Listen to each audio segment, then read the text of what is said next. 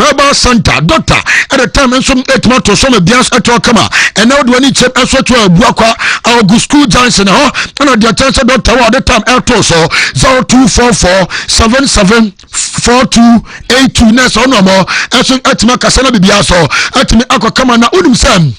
Lawson Beverages Company Limited. Woman adi nupa bebre. Anam transfer with the bejaso. Nam part a job aqua. Make come a German a Dileman Butters. Na Dileman Butters no. Ayan waka anwa sanoso. Anam transfer to me a German sene. Sebia Wontumi niya gwe e wampem. Wumpe magodan aka Africa cho. Aya Desa Johnson utia e wamo. And what you Johnson's etikesia. Well done a Dileman Butters. Ano the attention banam. Na bibianso etwa come and some etme jama. Na Dileman capsules no. Mesawa de sebia yo kwa fichire no profit kwa so na Africa cho alata mwai o tama o expect se beba no ama anya dia me so dilemma capsules na abuao na no etimetu ase kama and so timidama e ba no cholesterol na adults e we die me so da unya drabia and so metu aka umpowe na podo Dr. Lawson be just anya na etimeso kopo na dro na bi ba bi eto dro esum organ nchoni nchoso na oka when samsung ebetimi akabi 02486199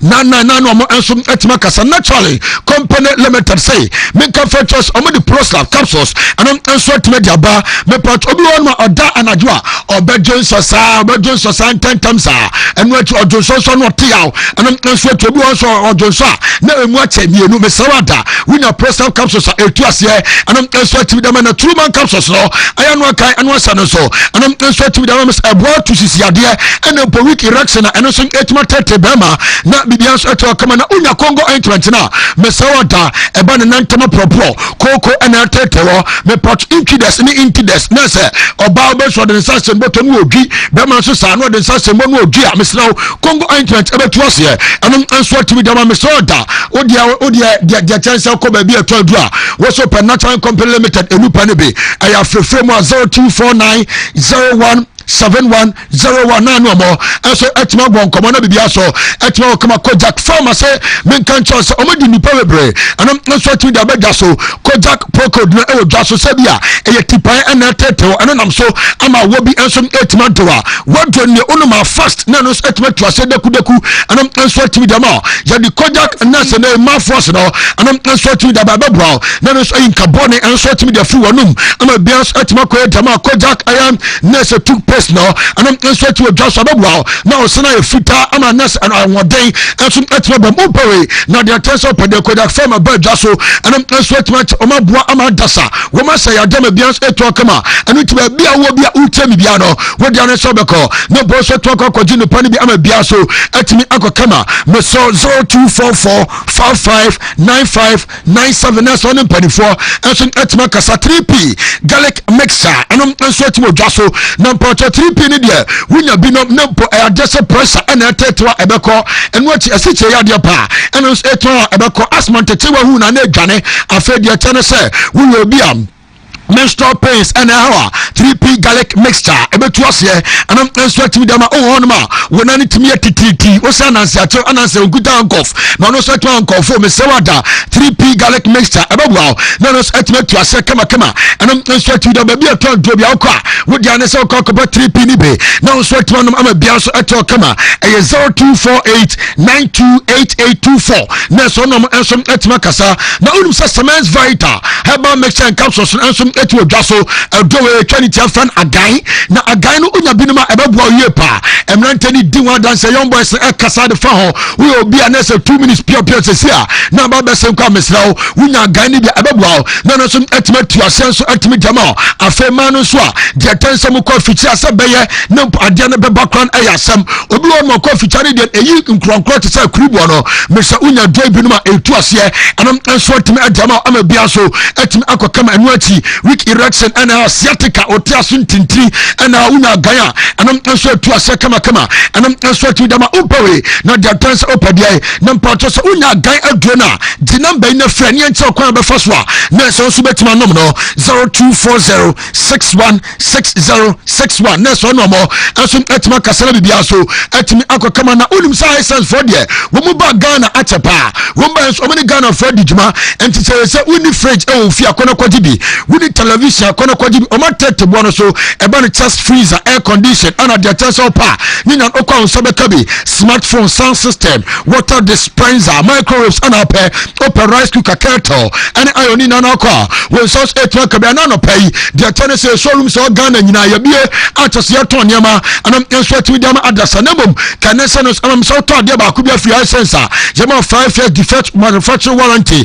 ama bia so etwa kama everyday prices for everyday people tell say beton niam e for free market emulate herbal supplement same Nka franchise omo edi nupa enso atimi diaba where Kantanka Herbal Pharmaceutical and Research Center omo ana doctor so media do enso atimi diaba na mpocho ka nationals ama me sese do e bo wie pa essence se bia wotro na dabiada obi wo wadwuma ma obesoto atim no ada wo system na yemre me se wada kono ko pedro na nso tim no na bibia so atim ko kam ababua ama na se general wo bi no bibia so atim ko enso atimi diama o system na eno nso kwa Africa Kenya bia beko kama enam enso atim da man tiba bia wo bia no wo dia ne so beko kopa Imulate herbal supplement ne be na so atim anom na bia so atim ko kama enso atim da man namom wo bia onyam ana poso o makoda nufuo ana sa koda oni muru mfisha dumion anuma droibe 0535112813 na so ne mpanifo enso so atim kasa na bibia ayekama. Whoa, Mati, meda say. Yemma question of the day this way. Amuzupi held Balmes, Amuzupi, and so Adaraman ye question of the day no Emma and I yebisawa very simple as ABCD. Amuzupi say yemisawa say Jesus no say clams ne dia na aba na house of folk and so confirming omodie ana Amuzupi say yemisawa say Asante Goroko JC ana fe house of folk and so JC Impana Shame say ano Shina Obusa say who was the best JC for the 2025-2026 season between House of Folk and Asante Kotoko when anoni JC and so ano Shepa po fancy yankwe na a branch did Pedro Vita Bako Jobe Pap os Kotoko on the Okodia Makotoko. A branch and did Francis SCB say good morning. I'm a Francis watching you live watching the show live from Fosukrum and also Etumi Ediaba. Omampani Talibo West SA Kotoko JCU and Omampani Talibo West SA Etumi Ediamano. A branch fan Amsterdam Junior and so say House of Folk and also Echo and so Etumi Ediama Fay Dansu Emmanuel say Asante Kotoko. Daniel Ayambila and so say Kotoko is too much. Ano diaba afe Putin Junior ese Kotoko Samson ana branch fan everlasting enso akọ edama Kotoko wubenya a branch ni di enso ade Nesene Kwasifela Onosoko Edama Kotoko Afei a branch and the other young boy SLS folk Dansu Emmanuel Sante Kotoko Ana Omonso Edama messages ya fancy Edoso pa Wo yentro so na fe yemfa kakrabi enso so famana we Spider-Man on Facebook and Spider say wo kodiama House of Folk ana fe Patrick Nelson so say House of Folk adiano ana chese jawom ana we so say phobia Oscar Newman de sa message no enso bae ana frempon kwame say wono elko ama Sante Korokwafe wobenya pia pon so say Sandro Kodiana no hye ana Oliver Lampton so Kodiama House of Folk amodiano na so far no wono so choose na House of Folk has the best JC in the country and no Oms Mohammed ana Mohammed so edene diano enso ada ba fe yemro ABC game so real quick na yenko foreign and so Emra Sisia ABC game star 262 hash star 262 hash eno ana chese ABC game letters bang ana no pay etrinity ama manfo so enya bi enso afa eno enso enie KCQ kill T eno aya 3 letters APM or say I was send life as simple as ABC enunti anama ABC game a day aya jumadi about 18 years and above aprebiano onso betimi remna for twabi ama sika semno and some aya come from 5 Ghana elko obetimi atwa na fe onso the KC kill eno and letters announce by 2:30 another draw ebekoso na yehwe and betro course a weekend nanie na me man focus real quick shout out to be projected and so at the amount our screen so yensha sem free 100 os 100 yes na BW1 098 05 8D projected. Yes. See your boss one now so fan BW1 097 FE 1D 36 O's. Wow. BW1 097 F7 34 and here 30 O's.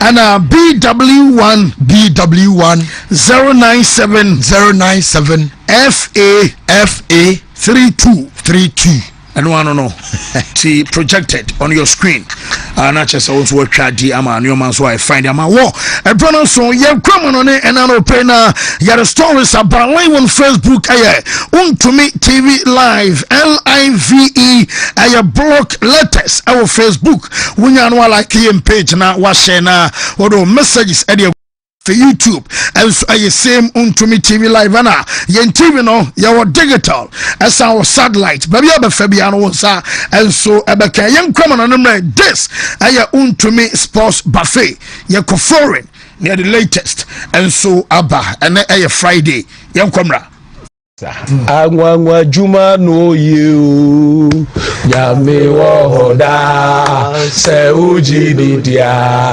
Obeya juma And such renya no you Yami wohoda Se uji didia Obeya juma Ye bompaye Shamaki shra Yehuwa ila henu Yehuwa ekat We ahata et Yehuwa Elohika bika Luvika, Uvika Naveshika, Uvika Miyodika, Tode Yashak.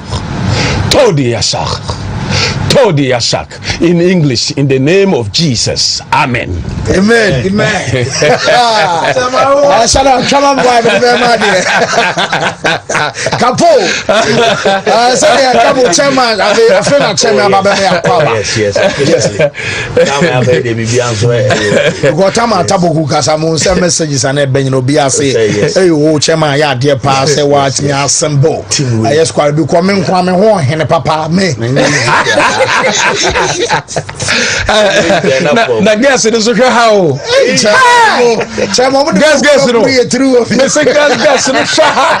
guess no me say how many boys in this year me say guess it is say who to sponsor I number 1 chairman angwa juma no you Yami wohoda se uji didia obeya big center cinema so much nyinaro and so everybody so e bia kwama nyame ya doma wo games our side bass and no and some HS weekend we no ni nyina so betimi abana yakọ Germany Liverpool for the game na wo so Frankfurt ababo wonum se nyame ya doma and no HS e bia kwama HS wotena matches a kan nyinaro and so abako so me no kasai wo ko bo kwabere se bamunchena wo so coach NHS sporting director wo tena ama premier conference no and no and some abaso apro nyame yarmotena ebo aye 430 ana bamu chintim no wo some anebobokuwa ye faro say hamburger MC omu game no and some other cross alliance na ho na mancha no abaso referee na ye faro say to Tobias Taylor ono ana diabe say kan say wo some other side game and so adiama no na mami moment coach na ye faro say Vincent company and some didn't come on him say wo be boss manager didn't come wɔn nyinaa no wɔn nso ɛde ato dwa sɛ wɔn ɛbɔ game obiara sɛ yɛ na ɛkyɛ sɛ bamunkyimfoɔ no nso ɛyɛ dominant ɛde tia club a yɛfɛ no sɛ no nso ɛyɛ hamburger na ɔkyerɛ game no ɛbɔ so no ɛna wɔn busa no sɛ munya Nicholas Jackson nso ɛde boy no nso aba na anya bia no sɛn ɛna wosi wɔn akwadaa no wabɔ ne mo ne ɛyɛ kyɛ sɛ akwadaa nso ba bɛyɛ adwuma ɛma owurɛ fɛ no sɛ company nso sɛ yɛwɔ to dwa sɛ akwadaa no ɛfɛ no sɛ ɛyɛ Jackson no wɔn agye tumi yɛ paase sɛ wɔn ɛwɔ ne yɛ fɛ no sɛ ɛyɛ ne first phase na nea yɛka no sɛ ne first phase akyɛ sɛ akwadaa no nso ɛwɔ mu no wɔsɛ ɛyɛ very important nso ɛdema boy no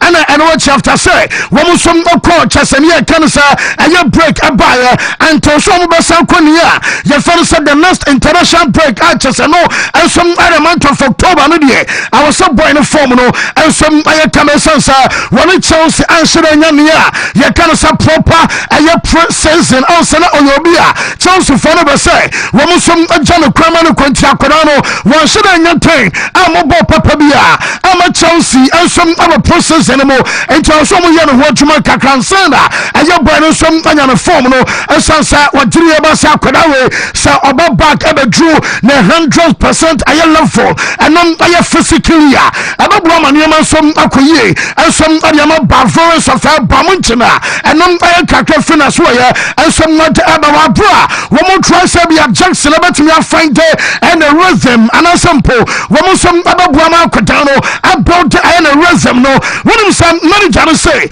Jackson ɛyɛ player bi ɔno nso ɛwɔ quality ebiem wɔsɛ tumi nim goals no hyɛ ɛkyɛ so ɔwɔ dwumadi akwadaa no di yɛ nso ɛwɔ Premier League no mu nso ɛma Chelsea a na kyɛ sɛ ɛnyɛ bad ɛkwanti akwadaa no nso ɛwɔbɛtumi aba mfasoɔ nso ɛde ama abɔbɔku a yɛfɛ no sɛ bamu nkyɛn ɛwɔ abɛrɛ no pɛn no ɛnom ɛyɛ press conference ɛbɔ so a ɛkɔba sɛ coach ɛkasa na yɛde ne nsɛm no nyinaa no nso ɛde bɛnɛ wɔn yɛ adwumadeɛ no mmienu wɔabɛ ɛkɔba so ɔbobɔ game na coach no ɛyɛ press conference no wɔn sɛ ɔnfiri akwadaa no a yɛfɛ no Jackson ɔno ɛna ɛdi nkɔmɔ no na ɛnsa ne yɛbɛtie asɛm a player yɛfɛ no sɛ Jackson nso ɛde ato mama ɛyɛ time ɔmo no ɛyɛ owurɛ fɛ no sɛ Max Ebel moment ɛne yɛ ɛnti nsɛntwerɛfo no anim wɔn represente ɛyɛ Jackson ɛma boy no wusa sɛdeɛ yɛde ka no to dwa ansa na yɛkɔ international break abasa Nico Jackson agye JC number ɛyɛ presentation ano pɛn no ɛno nso mbaba so a ba mo chimpani ayɛfɔ sɛ Max Ebal na gyina mu ama kyɛ so ma presente ɛyɛ Nico Jackson ɛne n'ataade a wɔn nso abɛhyɛ number 11 no ɛna kyɛ sɛ ɛne Jackson egu akyire a yɛredi aka no nyinaa no nso agye ma afei yɛbɛtie ɛyɛ Nico Jackson nsɛm a wɔn nso ɛde to dwa sɛ wɔn wotanya time ɛmɔnita yɛn dwumadie no wokan sɛ ɛyɛ somewhere was it last week and I said this week and Rebecca sɛ owurɔ no ɛyɛ another president ayɛfɛ no sɛ Olu Hoyness abɛka sɛ Jackson no na saa obligation to buy clothes na Chelsea mpanufo no ɛde hyɛ mu no ɛgye sɛ boy no ɛstarte matches ɛma akɔmako 40 ansa na obligation to buy ɛnso atrega na ɔno kora no ɔno gyidie da na Jackson deɛ wɔnam he ɛkɔ starte matches ɛma akɔmako 40 ɛma ba mo nkyɛn na kyɛ so bi another president ɔno ɛna bɛka saa asɛm no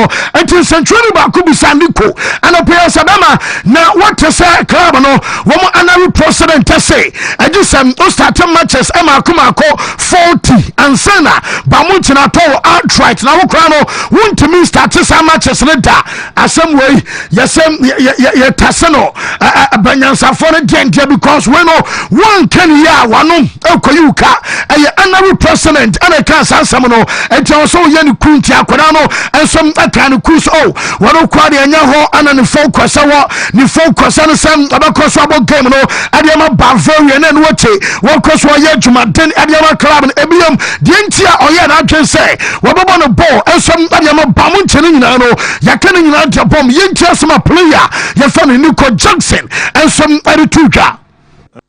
Big legend for the club, to him since before. So yeah, that's not my decision. Like I said, my job is to just play in the pitch and try to make the team win and score as many goals as I can and help my teammates and help each other and just play. And I know that that's not my focus. So now I'm just focused on playing games and winning and trying to achieve big things with the club. Obviously, football. There's one time like you obviously want to change, and just I talked to Max, and the coach, and they really wanted me here and they love me, and obviously a player you want to be where everybody wants you to be there, and I've watched Bayern all my life, so. It was always a dream to come to this massive club, and then when they called me, I was, really excited and, ready to come and play for them. And, that's where I am right now. And I hope we do many things together, hopefully. Obviously, I know he's a big legend for the club, a lot of respect to him. I've known him since before. So, yeah, that's not my decision. Like I said, my job is to just play in the pitch and try to make the team win and score as many goals as I can and help my teammates and, help each other and just play. And now that's not my focus. So now I'm just focused on playing games and, winning and trying to achieve, big things with the club. Obviously, football, there's one time like you obviously want to change. You're telling some Emma, you tell for an pay, and some our show so young call I get Dortmund answer. Woman so the Abana so Giras in my mom Jason. Now we present when we are can say I work it, you so Yakwada, you say who I Girasi and your Dortmund Bobo Corpra. One of the others said free to tenter a dembassy, and now Yaka say JC Pardy. One JC Yapa, and so I get Dortmund, okay, maybe I come. Na Valencia so time ana aye David Villa no abodama Valencia to the bra no mu just ya no se ebiem aye Tottenham Hotspur enabia eno so matwam Roman Pavlovchenko nom ene chese the phone nom time bra niaka JC atade aye hwepa ne se de wo mo so asia design na chese wo mo yentwe no enso I am feeling ever bra me no kase no wo mo so aye ne sample wa bra no aye kake from aso aye enso ngade bra na no pe no I was sure to na so I am Africa. When some people prefer to say angly. Jamaican in answer, walk a fiscal year, not just a period of a 12 month. I know I say be a club, our calendar, a banner tax and a balance books and your desert bear and conquer be a punishment to be a fiscal year. Now, angry Bobo Kuno, woman somebody a teacher say, woman Casa, woman so a die cancer, a club budget for that fiscal year $170 million. I club when you are kind of where you promo a bet you amount to Babu Bokua. Your first are not the ugly woman so much as woman budget for that fiscal year $170 million. Ever woman surplus arches and around $900,000. I know I said the ugly omusika samono and some sitia na chasa bansabia financial muscle and some any other continent isu die wo mo na chasa wo mo yesikafo wo mo som our sika asika me bodino $170 million no anya sika ketwa kra wa brana no pe no yare amtetane dia kan nyina no and some ataba na mama yakoda na fansa desire due onsa wo conference amu camp ana boy no and some prior na yarabatu jasa akodanom Romo chese ebia be na otwe mienu bi di akona no so betimi anko ba de menya no no penso de sa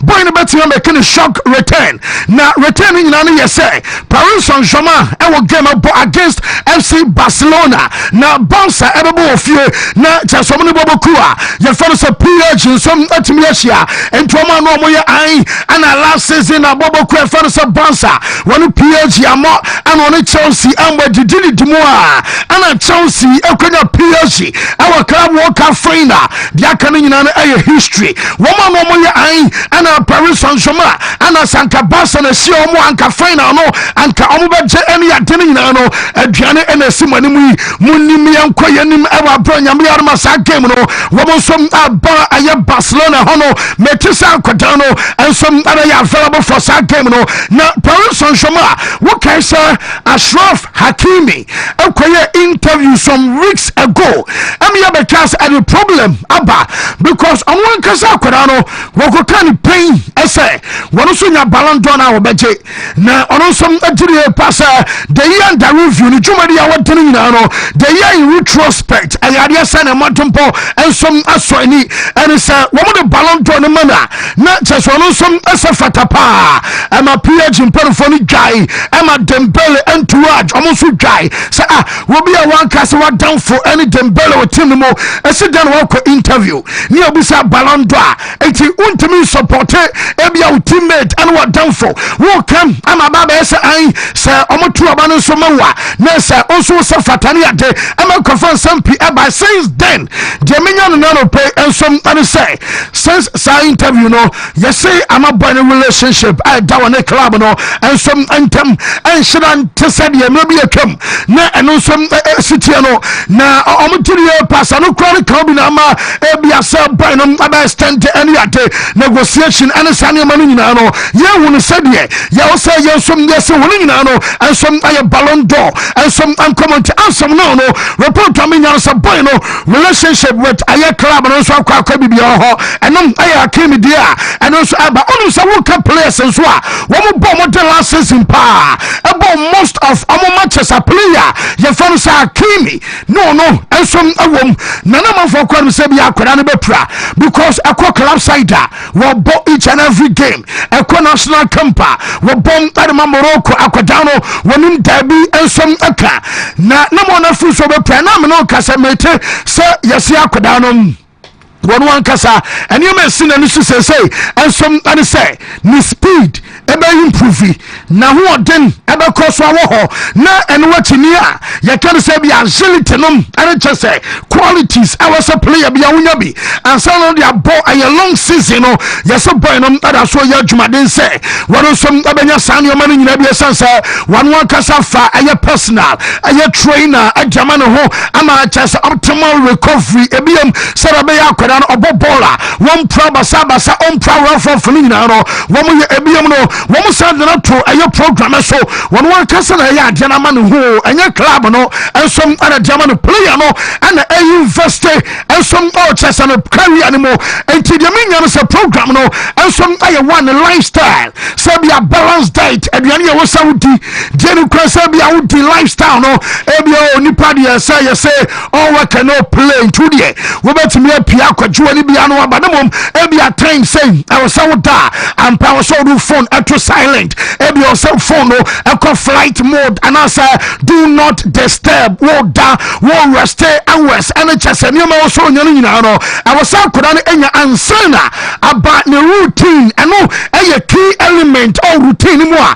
wɔn mo nso wɔde gu akoda no akɔm sɛde bɛ a wɔn nso awɔ den no ɛbɛgyina ama kyɛ sɛ boy ne mɔtompɔ nso apagya ɛno ɛyɛ adeɛ baako adeɛ me nsa ka no sɛ wɔn nso ɛde agu akɔm de ama akoda no a ɛno ɛyɛ defu ama so wɔyɛ nso agya bɛn na no pɛ no nso awɔ show no so ɛno wɔkyi no ma me mfa nto wɔn nim sɛ wɔwuram nso ɔbɔbɔ kɔ ɛfa no sɛ ɛyɛ Juventus ama so yɛ no pɛ mede mo no nso ba yɛ kɔ Italy shark na dabi Italia no ɛbɛba so na report to amensa kan sɛ ɛna unum sa Juventus team no wɔn bɛ so wɔn sign ɛyɛ Bernardo Silva as a free agent ɛna Silva ɛyɛ captain ɛnso ɛdema abobɔ kɔ ɛfa no sɛ Man City na Jamaica no sɛ Bernardo Silva sɛ our 31 years nyame yɛ adom a next year summer wɔbɛyɛ free sɛ Man City fa na mana sign contract foforɔ na ɛba sɛ bia Man City agyae ama kyɛ sɛ akwadaa no ɛnso ɛbɔ season wadi a na yɛ Juve no nso ɛbɛtumi afa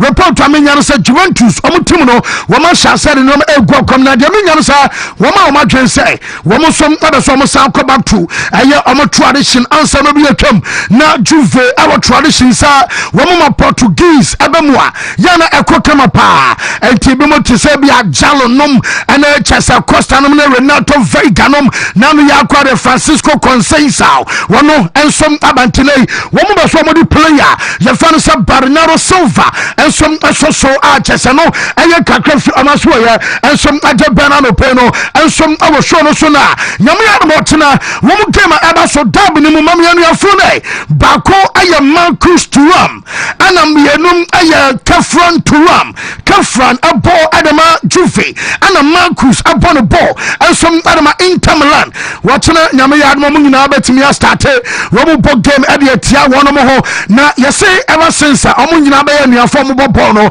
ebi si da omo papa ensom ade owura fan sa Lilian Thuram e be atwam no na wono som agina ne nan so na wo kaise na nka Juwefo no wo mesan komo fa Marcus for free ama de no koma Inter Milan ana o kache Juwefo so oh mo de munya abotre me baba akubu o me de baba ampa ama de Kefran Thuram enso bai wono so mo do e wo so na de menya no say we ana baba for the first time and you are from me no double game e de tia wono mo ho ebi si da e wa brene no Kefran ene chese Marcus omo me no e be bom e de tia omo ho for the very first time and no some aye kakra fi amaso ya e de Bernardo Peno and some our show no so ama update ni na no ye de ema ye te for enano pay and some our show no so AC Milan wo mu go to be fan sa Mike Menyo wo mu ye so be standing no aye coach no and a gigira mu pa na mas alagri mu ye say wo mu be say goalkeeper no we standing a contract enano pay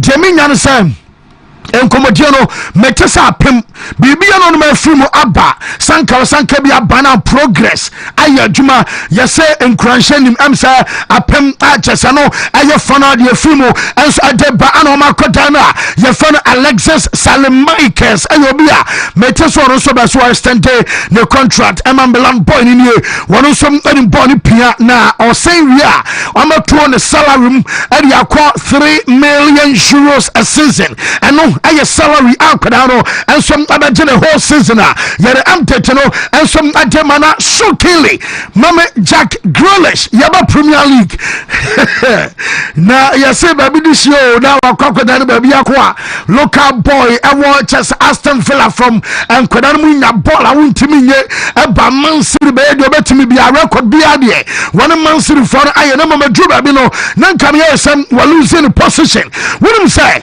player of the month for August Jack Grealish and on ball Emma Everton no ana aje minka the last time Jack Grealish aje man of the match and also player of the month award essence Premier League no no wo de waka kawani efa ko achi say wo be kai a day twatoa Jack Grealish aje a player of the month award na chesena so ko Everton asoma ne pa after 3 matches played say before cross Premier League adi award you come out down na German say can say opta wo mo dia basa wo can player when ya the highest rating and as you can say be a player one I the highest rated our Premier League nimu after 3 seasons and as be a 3 matches na and no I Jack Grealish and what he and a Premier League in for no wo mo a player of the month award no and some akoma kwadana wa ya juma pa goalkeeper ya fano Gianluigi Donnarumma and up the morning so by say when him say and you may cross nyina boy na aya way na Paris Saint-Germain yes say womum abeton no mum womum man go on a cheap say bia abrofo na wa fa na simple na what na bata be omonya no sakranti womum man ye the answer last day and a cover say Donnarumma one man siri for no ye report amenya no sam komuna yes boy no any coach Pep Guardiola and so adi and say say obinya gidi ewo mu etisa na chese dia sudie e dia to so e the responsibility anaba na ono no adebi also otimi ye e the repay manager fanasa Pep bia no wono som abaya na yes boy ni say at all cost so so dwabom e bi so odini ti e hyejam e som adama coach na what be so obi ase Man City in Premier League no and obi ase na City ya oboy na afam one ekotom na afam from a tomb and na adibi obey be an obey and your boy and your coach and said manager no so jumadi a won dini no and some come no ka say and to be a coach you find a Pep Guardiola and so press conference ababa so aye there wo mabusa no Omar Mamouche extent of boy no ni injury awo konya ye and some Egypt omo camp ebiam wo mabusa no sanya bia na mo na say Man City aye vulnerable anya bia no wajitum sebia aye early days yatana and also for Man City and so betimi mount up aye title challenge no because Liverpool and Arsenal and for Chelsea for you know wo ma di kan amoko na you call Liverpool coach I fans and a slot and a pay we in the press conference na was say Curtis Jones ayo bi onom aye out omo Bob Burnley we can say Burnley game the MS match and Burnley the SMS match no for kwa tenete na was say Curtis Jones aye out ebiam Jeremy from Paul and some aye training na ono one year 21 for no and some aye training this week and ebiam no just one more international aya assignment ni nyina no wo som aba drew aya ene enti omba monitor omoa wo betimi abo against Burnley and omoa wo som na be free bench and so aba na coach ne say you want to just Burnley a match in the last season wo get promotion about Premier League mo kaya Leicester City Ipswich and Southampton and last season omo buy was a match be a Liverpool a boy and it ya samiensa no na omo bre ansa no madin I was at games anymore and tell say Wabra Burnley some I a new entrant you know Liverpool for some other brand gamer one fan of so cry now almost coach so penny mommy coach on Alexander Isak because maybe almost a 4 months a free and Isak and 20 minutes of comparative football about Adiama Sweden woman national team and I'm pay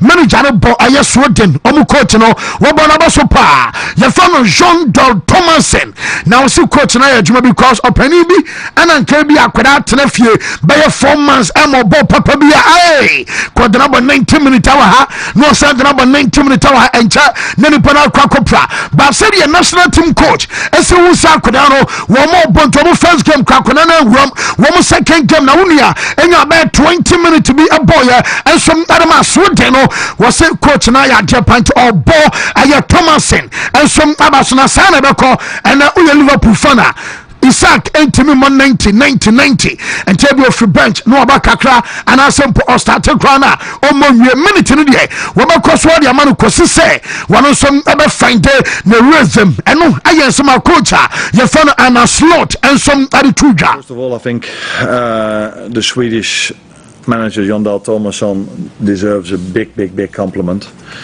because he gets one of the best, maybe the best striker in the world in, and needs to play 2 very important games for his country, but understands that if he would play him twice 90 minutes, then probably the player would have been injured for multiple weeks, and that's not always easy for a manager, that he takes care of the interest of a player, and so he deserves a big compliment for that, and we will treat Alex the same as they did, so don't expect him to be every single game 90 minutes on the pitch. That's definitely not going to happen in the upcoming weeks. He missed a proper pre-season. I think he missed 3 or 4 months of team sessions, and so now we have to build him up gradually with us playing so many games, hardly any training time. So that's going to be a challenge, but we've signed him not only for the upcoming 2 weeks, we've signed him for I think for 6 years. So yeah, this is what we have to keep in mind, and what the fans have to keep in mind if they see that I take him off at a certain moment, or I only bring him in for a small amount of minutes. That's all for the long-term fitness of the player. And the criticism you receive?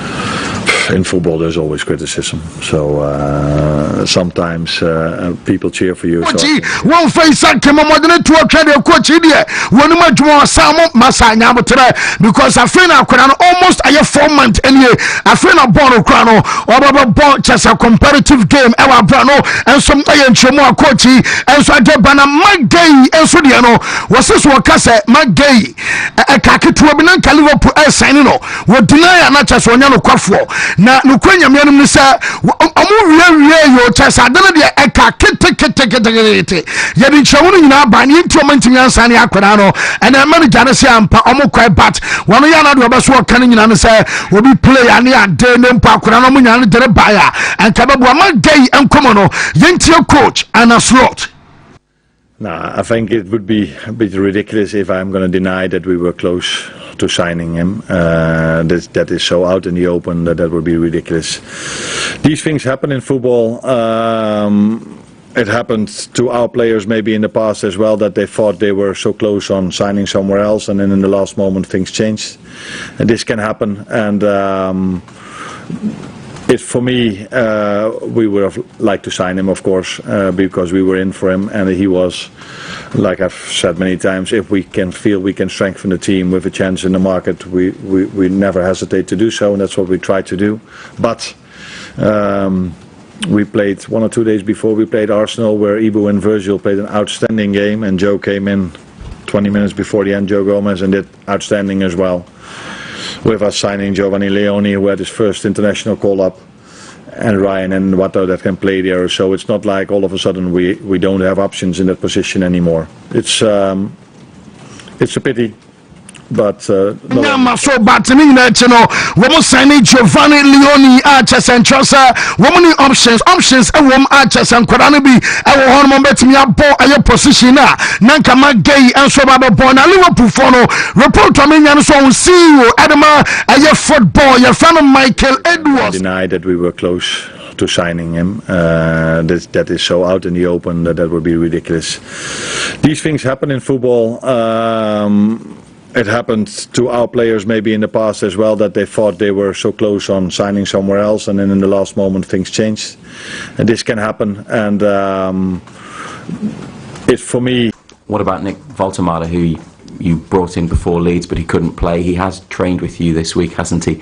Is he ankle injury no and I just a bonus was sustaining and to no out of Wolves a gamer and other question to Akwadana your friend Nick Voltemade what training best at your own year Akwadana available for Wolves a gamer and about Nick Voltemade and Jolinton available coach a confirm yentie Eddie Howe. What about Nick Voltemade, who you brought in before Leeds, but he couldn't play? He has trained with you this week, hasn't he? Is he okay for Wolves? Yeah, he's fine. He's trained well. Been really pleased with how he's looked in the first couple of days. Yeah, a big change for him. Big opportunity for him as well. I think he's got a great nature, a great character. He's very calm. He's gone straight into our training and not looked out of place, showed his qualities. So, yeah, really pleased with how he settled in. Thanks, Fraser. What about Nick Voltemade, who you brought in before Leeds, but he couldn't play? He has trained with you this week, hasn't he? Is he okay for Wolves? Conferences and Jack Canning and also Alabama Chelsea a coach and fans Enzo Maresca and so really and our opponents a bunch of runners Liam Delap and you'll be able to pry now Yabaka Chos and into a Magu Emma back Emma by now Liam Delap and also say Managerial conference about a few a 10 to 12 weeks and a player no and some other may say action now so automatically I have a answer and a player fan say Liam Delap no one some intimi mobile manager now confirm me now Kopama so the also Kopama enwa one more yes and a cameras and capture Pama no was in Pama training I will come no and your session in and a Pama it me and on Tom Conqueror and I one someone another training session I find out and no about and I'm about to take a decision say Kopama ebetimi akwa to Brentford libi and I said ya Pama and Timmy Mosa game I was no so ebaso when we are training area and I just said decision or one some ebeteki and was a Brazil for me and sir William Estivao Joao Pedro and after Andre Santos amumi and sano one so free a assignment to Bolivia Brazil Bolivia game I'm about to draw I just say woko Bolivia ba obi am say wabre and was some Moises Caicedo and some other drew and one at 2-2 Interona draw and drew the swim and a Caicedo ever drew into Amumia Sano and a Caicedo can 4 was a South America for question marks at the Womo I just watching one game against Brentford and not a gamer and then some other so Ghana try and also Ghana trophy Manchester buyer on your 100% fit. Nessa Mebekan and answer by the bad training. Would the award taste Sutim Sakurano Nanakume Bose Kim and Western Fofana say welcome to Chelsea bro. Nessa Hanadia Yadube fat training Momo Zampa training coach and a by the buyer now on your 100% and Chafino Medina Toswani at the Anamono one when him saying Yamamotina one some betting a minute Tinibia Bonchasa automatically Akutano Aya Vela Bunebium Aya Bona Note Argentina ni bakono one so many jana say one some Aya Vela but Champions League na one register was a shame say but more matches out of was Chelsea Abo Arsenal Bona Note and some betting Yabwa Mami coach on gamer Chelsea Abeko Brentford Aquacobo was a baby on the side a teams and Ketron Babono Yana Omaha Jempantine what did you pass a difficult game and a Chelsea Aqua to Brentford Akobo Yintia Maresca. It's always a tough game. I was last year, as you said, in both games, but Premier League is the best league in the world probably for that, because against any club it's always tough. You see, we play 3 games. Palace, that is doing fantastic. Fulham, West Ham, it's always difficult. So tomorrow I expect exactly.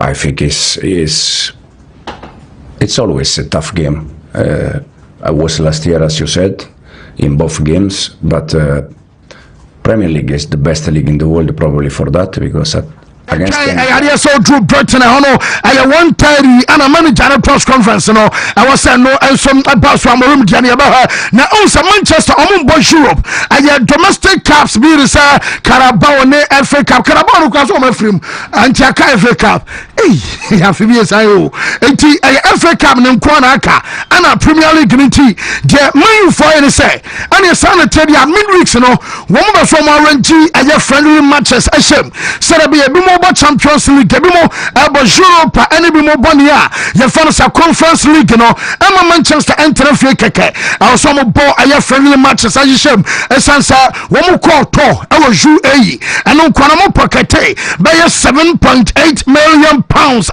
Chelsea Sikano etimiya ne pinti friendly matches wo kan nyina nyese bi wo body free and answer behind closed doors Ubeka ticket when you be about the share Serbia Manchester Benyes Cadia Club no their midweek say Wamusum Abasuamuya yet update about only says Manchester players no yes not more now ya says Onana intimi ankwa the problem ebeba because Senna Lamains almost signing no and akurano so nya so about betena bench and TM say Onana koye at the relief at the Manchester team no aba brano plano aye kakre frimo and some adeba I was sure to coach na your friend Mikel Arteta so you're trying to sign a press conference and some other so and what shall be Alonso Meno Casa and Chabia remember the coach and the banner okay say Nancy am the battle Casa FIFA for say I got yes a transfer window and Samponia your international break concert I am Akuma Kofo Oko September Numako October Numako November now for the following year more than March area so and I'm better say one more now complaining one more better so from 4 Eddie about 3 now from 4 to 3 no I was say 2 ya kabom emana ya bako until the amount can say ya duma from next season one say September and October one more window no one be kabom and 1 now say you go September and October you go 2 weeks no about 3 weeks I have 3 weeks one of the bubble matches Barca Marco and 9 and somebody a free mo now for near cancer November the end of the stay not just a year no ansana the following year match no another Ayadias international window and some at me bantishan so mama say Nyamiarama from next season Alcono you start season August you drew a year September and October then you become I bako no more 3 weeks I know I said you best bra ho nsɛm no nyinaa no yɛde ɛma yɛtiefo ɛna no pɛi ɛnsom ɛwɔ show no so no Atletico Madrid ɔmo twerɛ no na no pɛi ɛnsom ɛba so no Atletico fo no wɔmo twerɛ no deɛ tɛno sɛ Argentina fo no nyinaa no aba bɛduru no a wɔmo yɛ normal twerɛ no Thiago Almada deɛ nim sɛ wɔpra wɔno ɛyɛ bi a wɔntumi antrɛni Nico Gonzalez ɛne ɛyɛ Julian Alvarez ɔmo mmienu nyinaa no wɔmo nsom ɛyɛ training na mede bɛto twa sɛ Bilbao boy no a yɛfrɛ no Gerai Alvarez ɛyɛ bi ɔmo sɛ ɔteste positive for ɛyɛ banned substance ɛno ɛyɛ game against Manchester United ɛwɔ Europa against Bilbao last season ɛwɔ San Mamés ɛhɔ ɛna kɔba sɛ doping ɛkyee no na ɔmo ka so ɔmo ma no 10-month ban 10-month ban no report a menya no sɛ Bilbao fo nso da bɛto twa sɛ wɔn ntumi ntua ne ka ɛma no nyɛ yie wɔkɔtena afie bosom maako du ɛwɔ abro a wɔtested positive ɛyɛ banned substance ɛnko deɛ a wɔnyɛ ɛyɛ salary ɛno ɛyɛ Gerai Alvarez ɛnsom ɛdeɛ a yɛde ɛma yɛtiefo boy no sɛ ɔnyi sika biara ne nyinaa no yɛ kakra ɛno nsom ɛfiri boy no ankasa so yɛ ɛnsom ɛde bɛn no pɛ because ɔsɛ ɔntumi mmɔbɔ ɛno sɛ ɔntumi mmɔbɔ deɛ a wɔntumi nyɛ adwuma ɔnyɛ ɛyɛ ho akatua ɛma no nyɛ yɛntia no pɛn no ɛyɛ kakra ɛba ne mmom American report to training ɛna no pɛ me ka sɛ afei deɛ ɛkɔma nya da wa join ɛyɛ Bilbao Laporte ɛba no Sherwood mame Ferrari ɛka no ɛnom ɛyɛ ka Laporte ɛnso ɛna de ba bɛma no bom no akyɛ sɛ boys no deɛ masa wɔn no nya yɛ de bia ɔde ada level no ɛno wɔhye ɔnturi no Ferrari ɛna ɔde puli up ɛna no pɛ ɛnso ɛbaayɛ na mame Gavi nso ne na abusuafo deɛ me sɛ ka ne sɛ ne papa ɛba bi ɛmsɛ na kyɛsɛ abusua no bɛte sɛ assign ne papa ne agent ɛnso bae wɔn bɛhyia Barcelona medical team no na Gavi deɛ no maka kyerɛ sɛ aida sɛ wɔbɛkɔ akɔ surgery anaasɛ bi a wɔbɛyisu conservative ɛyɛ kyɛsɛ procedure adeɛ recover na wɔn bɛhyia no ɛmsɛ sɛ wɔn kasa bi akwadaa no yɛn wɔ wɔn plan yɛn bi anyuro ne adeɛ na ne ho ntɔ no a sanke bi Gavi ɛkɔyɛ surgery na surgery no nso no ɔyɛ pa ɛyɛ 2 months ɔbɛtena fie wontumi nsi aka fama Barcelona wɔn nso atum ne no ɛyɛ sɛdeɛ city awa ba ɛbɛtie no yɛatwɛn sɛdeɛ coach ɛyɛ fa no sɛ Flick ɛnso ɛbɛtena se a ne press conference ase ɔde ne nsɛm no nyinaa no ɛnso ɛbɛba Lamine Yamal ne boot Adidas ɛnyɛ release na ɔmɔde aba wei ɛyɛ F50 ɔmɔyɛ ɛde ama akwadaa no ɛyɛ fa no sɛ Lamine Yamal efiri na ekure ɛno ɛnsom ɛyɛ mpaboa akwara no bɛyisi ɛnsom ɛde asi agan de ama side a yɛfa no FC Barcelona akwara no nie na Gerard Martin report amensa kan so no bɛhyɛm because ɔn sɛ ɛyade sɛ Barca wings no Balde ɛnsom ɛkopra kakranti jamensa kan nyina no sɛ Gerard Martin wɔno ɛna bɛhyɛm ɛde ama boboku a yɛfa no Barca against Valencia ne ɛyɛ Newcastle ɛwɔ abro no pɛn no wɔgyinam ɛde ama Alejandro Balda yɛre update aba coach no ɛnkyɛ bia ne press conference ababa so ɛyɛ Madrid coach a yɛfrɛ no Xabi Alonso asɛm ɛnsom ana America mbɛbɔ Real Sociedad na Franco Mastantuono Argentina ni boy no yɛabra yɛtwɛn coach ɛnsom wɔde bɛto dwa onim sɛ wɔkɔ international break nti ɔmo ma no 1 day off no nanka ɛnwa ne kwa so ɔba bara akɔda no so wɔte fie a wanyɛ hwee ɛnti onim sɛ obi a ɔkɔ international break aba ɛnwa ɔbɛtena mu yɛ training bra ɛne ɔno a ɛnɛ baabi a wɔbɔ no Brahim Diaz ɛwɔ hɔ Rodrigo timi bɔ Arda Gulash ɛtumi bɔ nti sɛ one show sign of seriousness adeɛ a ɛne ɛwɔ ankasa gyegyeregyɛ nti ɛnora akɔda no bɛgyina mu ɛma training ɛnso ɛba so na Madridfoɔ no sɛ Dani Cavaya ɛbɔ game ɛnso ɛma team na anaasɛ bɔkura no game bi a ɔbɛbɔ biara no sɛ wɔgyina mu ɛwɔ pitch no so a Real Madrid ɛnkɔnsiri goal ɛno yɛ this season ti ɔmbɛ sɛ ɔmo kyerɛ sɛ na Arnold deɛ no na wɔn asan kɔ akɔfa aba sɛdeɛ bɛyɛ a wɔn bɛkyerɛ aka so ɛno ayɛ sɛdeɛ na ɔmo yi nneɛma nso de ba ho nsɛm no nyinaa no yɛde ɛma yɛtefo ɛna no pɛi ɛwɔ show no so bɛrɛ no kɔ yɛmfa nsɛ no afei yɛma bɛdwa fɔ ɛno ne yɛntɔ so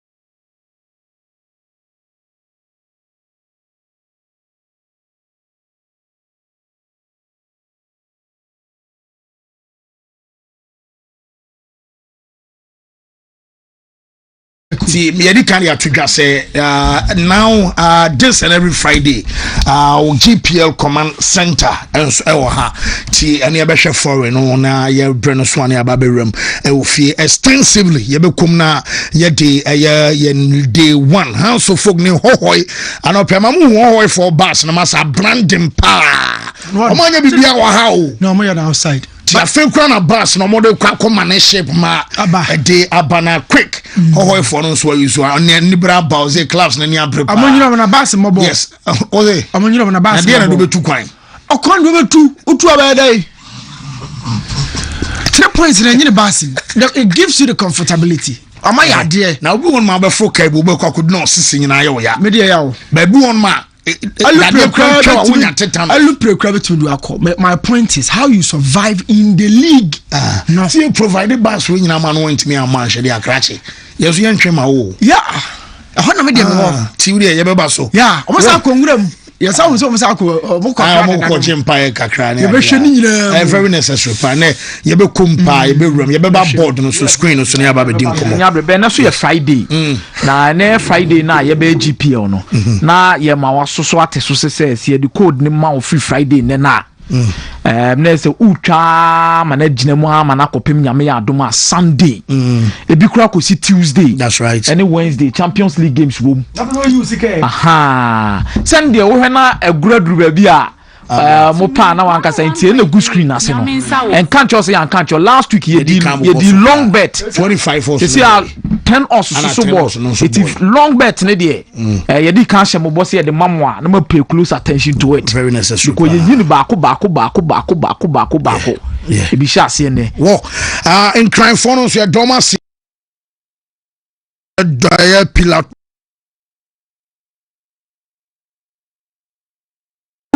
yeah, say B Max International Barbering Shop and so yes omo fe ni abrokra in crime for na kasa so no ko pie mu ana no sicho say billionaire kasa o sicho sicho okoso ko techi na no sicho o Manchester man o bi obeka to so ni Manchester bi oboa sicho man you akasa na bre na o brentino ya na o tete no okay o si billionaire cat momo so e de to on momo fe hu ni agrokra crafoni na ya da mo ya da mo feel are you free association yenti to when am new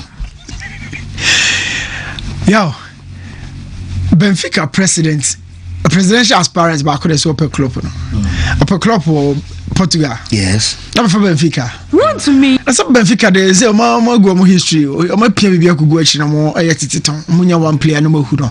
Coaches na o ka so beji Benfica and some beji o. So I've wondered why today a presidential aspirant will say they'll be going for a manager like Jürgen Klopp Amanaba Belidi Benfica.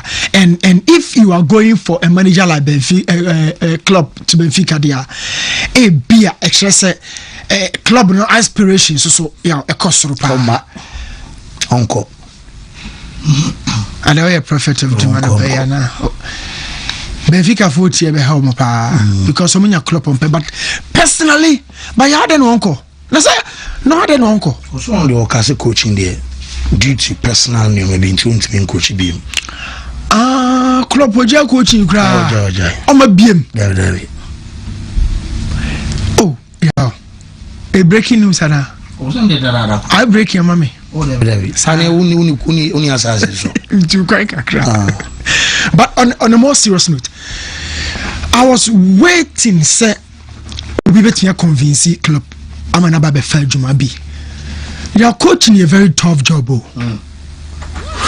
but we ignore their human side and feel, say, the coach should match our demands, our expectations. But yo, coaching is a very, very, very difficult job. Now, no point, no. I'm saying professions be bregu actually. I want to be back on, but I will say it. Me who say you see skyscraper. Network so ten. I know some busa mo say. It's in the way part talent. And what this that ten say. And I say one no bibi na ehun free ni mu. And I dey money to me ko. Na me busa me ho sa. But yo, me ya na me who says adwuma no ehun ne wo but enye difficult sa na ma dwene kire me. I've also felt say medicine is a tough job. Yes. But yo, enye adwuma bia. ɛnyɛ dwuma biara medicine deɛ ɛte sɛ ɔsrani sojani etu ne kura no sɛbɛ nya pɔnkye ntia ɛna afatu ɛyɛ nipa ntia sɛ ɛbɛdi nsɛmfo na ade bɛte asi yɛso ntutu ne kura na yeah, you know the job ɛnyɛ difficult to so the law and order eba. But let's talk about coaching. I know why certain coaches after a season of success between a say me cost sabbatical 1 year ba. Coach was getting the best out of all players, you know. There are certain clubs that getting the best process, you know, are invincible to them. For instance, to Real Madrid, and then Alonso Baka Madrid the fans and in for say right now no I'm getting Trent back to level na namu here no Liverpool no. And that man fuck of how me can't share statistics say Ojina pitch this will be na Madrid lose game. Consider goal this season. Consider goal. You say Alonso cannot go and tell them say give me time, I'm coming, I'm getting the best out of Trent. No. Whatever work behind the scenes, nobody cares about that. Your poor boy na coaches na be ho. I told the players you to be na coaches ni be crowd here and get to so kasa sa anyway be blame na good players so and be say yaw so lose we ni ma na wo kire wo players no ma fa anya adwuma no ese so sa concentrate for nim kwa church formation on tactics nim so we ni one we ni on satam na wo press conference na wo church mu no na fans no so de wo kofi coach we say ka say onya de and until the point they'll be making a lot of references and they will speak to flashbacks based on results from penalty. Now my share club the age where I say on coach Biona. I've been waiting because since I can't say my friend grow and so I can't promise me all of Kakra. My friend grow because one he came in from Mainz and see Borussia Dortmund. Now Dortmund it was in a rising stage. It's a Jumo Shane, you know, check players in Libya. Now what that project in Libya. No baby say up and coming guys are most sober. The squad now Dortmund. The when the squad will be now parade way. More and yes seasons of successes. Club no echo transition. It was a mediocre club, main kind of selling club, and a club changing people said, no, we can fight buying. Let's fight them. Before we can fight them, no, you enjoy players right Tomo no. Yes. And I'm going to keep some of the best players for me, and then I'll fight them. He did so. I know the boss, but after I don't know who said no, I can go a step further. Maybe beyond the Bundesliga, beyond the battle against one dominant force like Bayern. No, but me call England on movie. A real city in a year, in Central Germany, the case any more football so.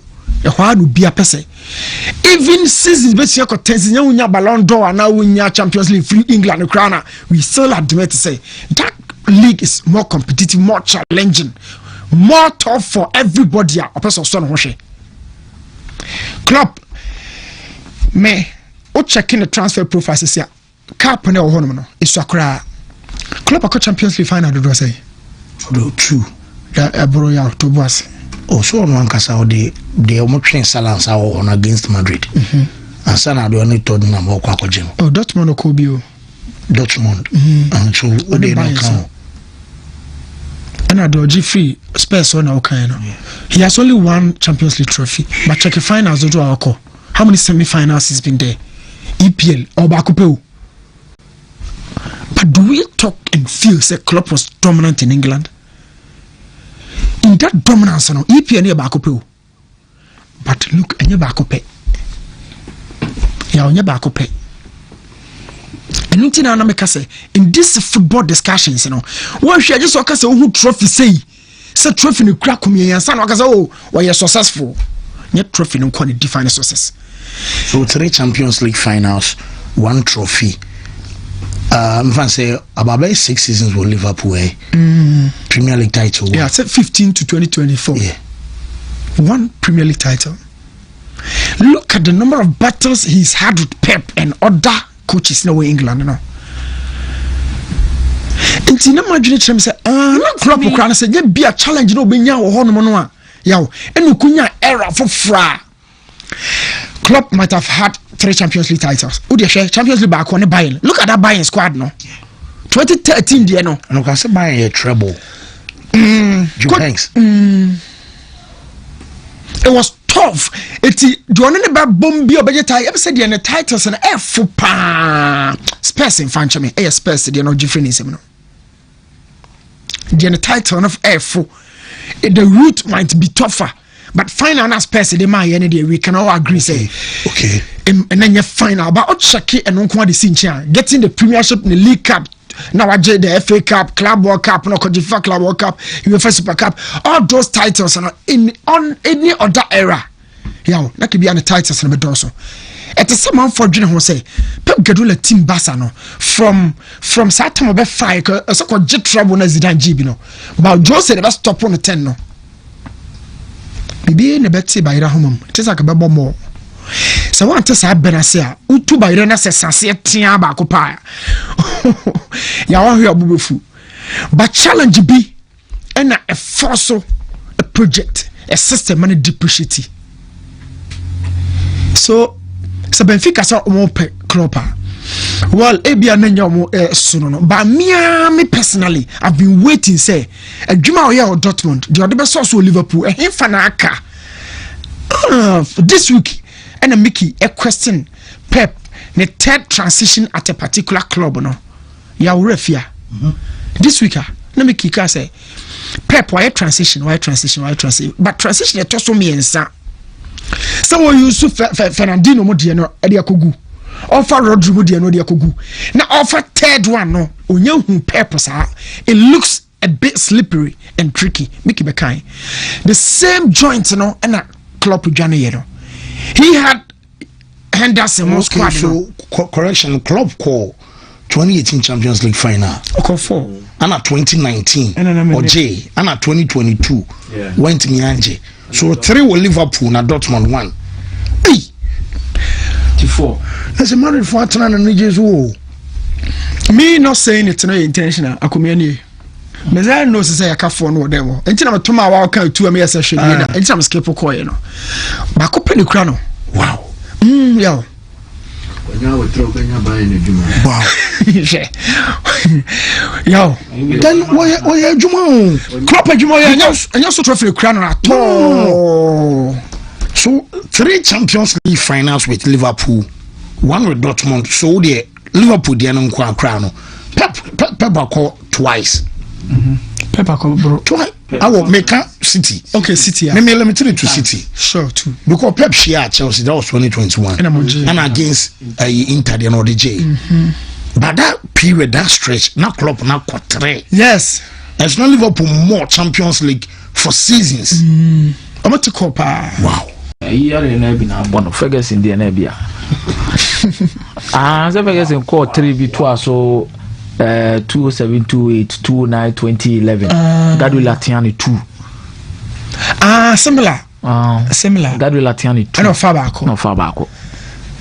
Club deserve more. Make you to challenge yourself for buying. Because by your demanding see Liverpool, in my opinion. Okay. Oh, but Liverpool want to see Bundesliga, but club to club, demand war buying, in my opinion, see. Liverpool. This season in not buying OG League alone as Jurgen Klopp. Yeah, they'll just what next? But he feels he's not still ready to come back. And then as a health issue, so on passing beer. Well, it's a bit tough to take at this point of view because I feel like we do boom, but be a pair to do in a kuchiri no. As one wow, just so twice wow, contract to Fenerbahce or Argentina no. Klopp would try third one, and Zidane so quotation no. Klopp would try the third transition with Liverpool. It could have been something, but I think O'Rooney say he had the right time with Liverpool. The handing over to Arne Slot, you know, Klopp, you know, man advice, no boy, the papa. We've seen coaches are, or modest sources are bad, and so could move you. You know, General I say, BPR. This year, to be. So, Klopp are running say for Arne Slot. Yeah, look at name more until I'm making name. Oh, Mesa, Bray. Yes, I'm a wedding commodity afar Donnarumma. ana wadi nkomo ade afa Anslot pre-match awakoye na order Sweden coach na se Alexander Isak wa mana mbo menita hodo bebre awaja no kwa mana yede amanaba. I think first of all mamehwe Donnarumma de ne Manchester City ne Pep Guardiola. I think this is a new thing for Guardiola. Said he is sitting him about on any goalkeepers. Now there are a lot of questions he be saying we say a basketball no fan to na no fan boy Donnarumma you comfortable na. Fancy I think last season he was not bad for Paris Saint-Germain. Last season not only bad for Paris Saint-Germain.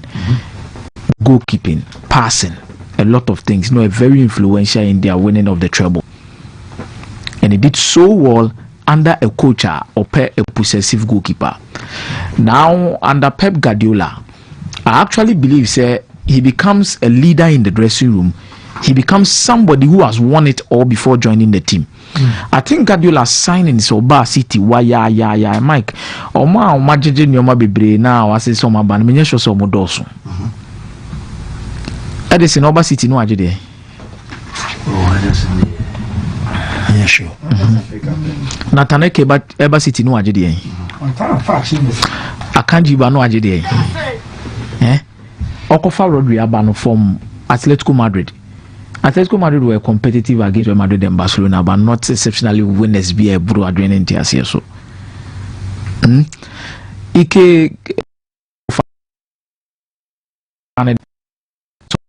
Thomas Ellen Hannah crowd Busha Dortmund. Okofana ba no agede. Ewo Dortmund.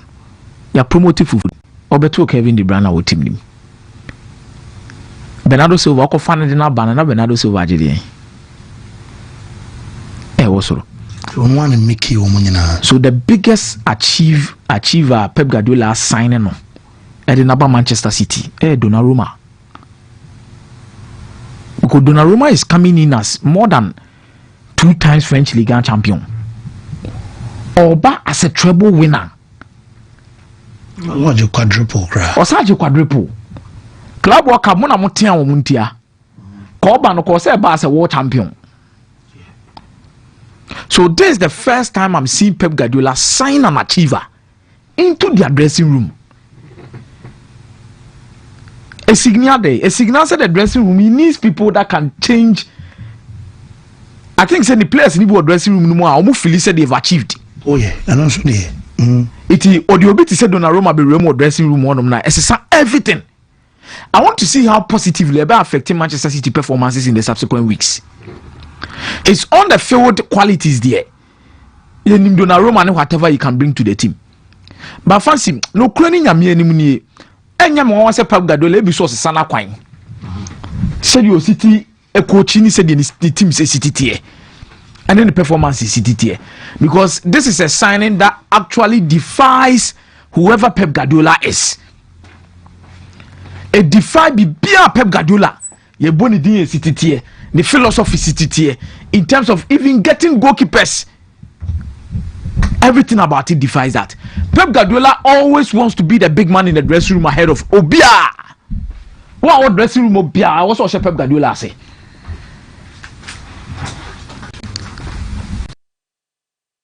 Manchester United. You better share how the results will go. Any the way on your City, but I think this signifies a change in the approach of Pep Guardiola for the next years. I want to carry more significant change for Frameshwe no. Bebaha beken so atwa so the intia me to me say Guardiola is adapting to the new style of football I be wiase. Yes. Inyansi intime pepre me hongo kasa asi. But when a first sign amehu, I want to see how it continues. Number 2 na me fancy. Anslot, Alexander Isak, Liverpool. Anslot, we really did on your coach has a pressure than so. When your coach has a pressure than so. And maybe this is due to the fact to say league no Benjamin Liverpool no. You remember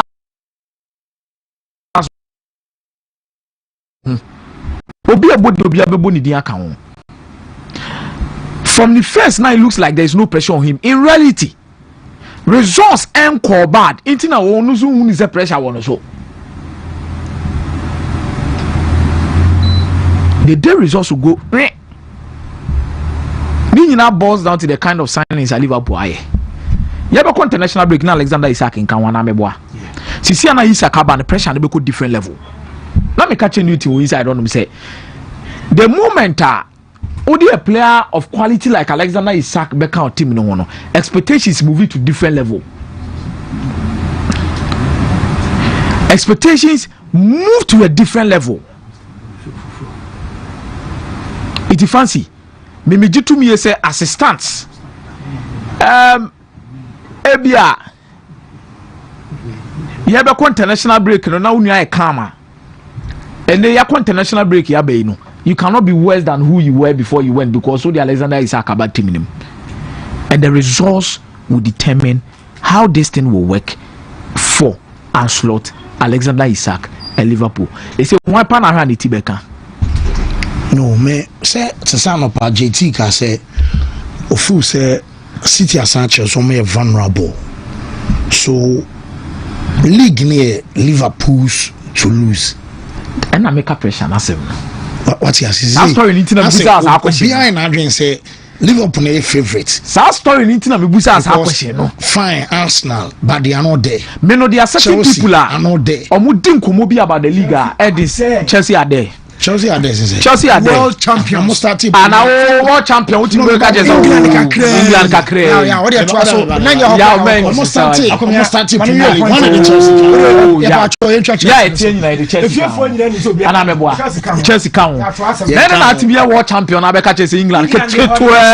Yes, I'm quite more into. There be world champion in England. Get 2 weeks.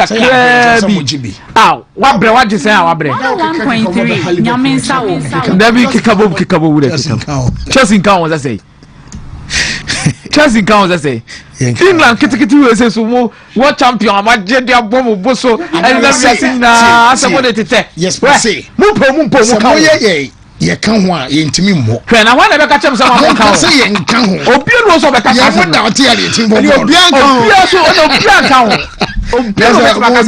Jam Syria no. Jam support. Neza mo besi akuye nim kogu asa. Sana last season no Chelsea beje. Na Chelsea beje and a crash. But can Ancelotti go unbeaten with this Liverpool team? Nah. I'm beatable. Fancy. Last season they lost only 1 game. Yeah. 2 against Nottingham. Anfield. And Chelsea. I be show me 2-1 will break. It's 2 games. It will be said Newton this is in the signings no my no. Omo timi ko meeting ana. Meeting dey wo. Ya kono boko. Wo ya be dru 3 ho na anu say die. Meeting. And meeting no England no Wolves ne. Sheffield ne Brentford. Liverpool anytime they've gone closer to the league. Ketwa ba ko na destroys a particular mindset no more to it. Wo the Palace you go mle bi. Aside Palace no some beji league with COVID season more baby and now Watford Islam sir they counter be war ba ko mo lose 1 game pe and last season no mo beji league no ma lose 1 game pe e mood Nottingham there earlier on no money ba o mo so fancy I think say community yes ade no so dey cast na so be she pa because ade o mo didi but the reason why I have hope say it can happen I'm not saying it will definitely happen but say Liverpool team this time around I think the attack even looks stronger than last season.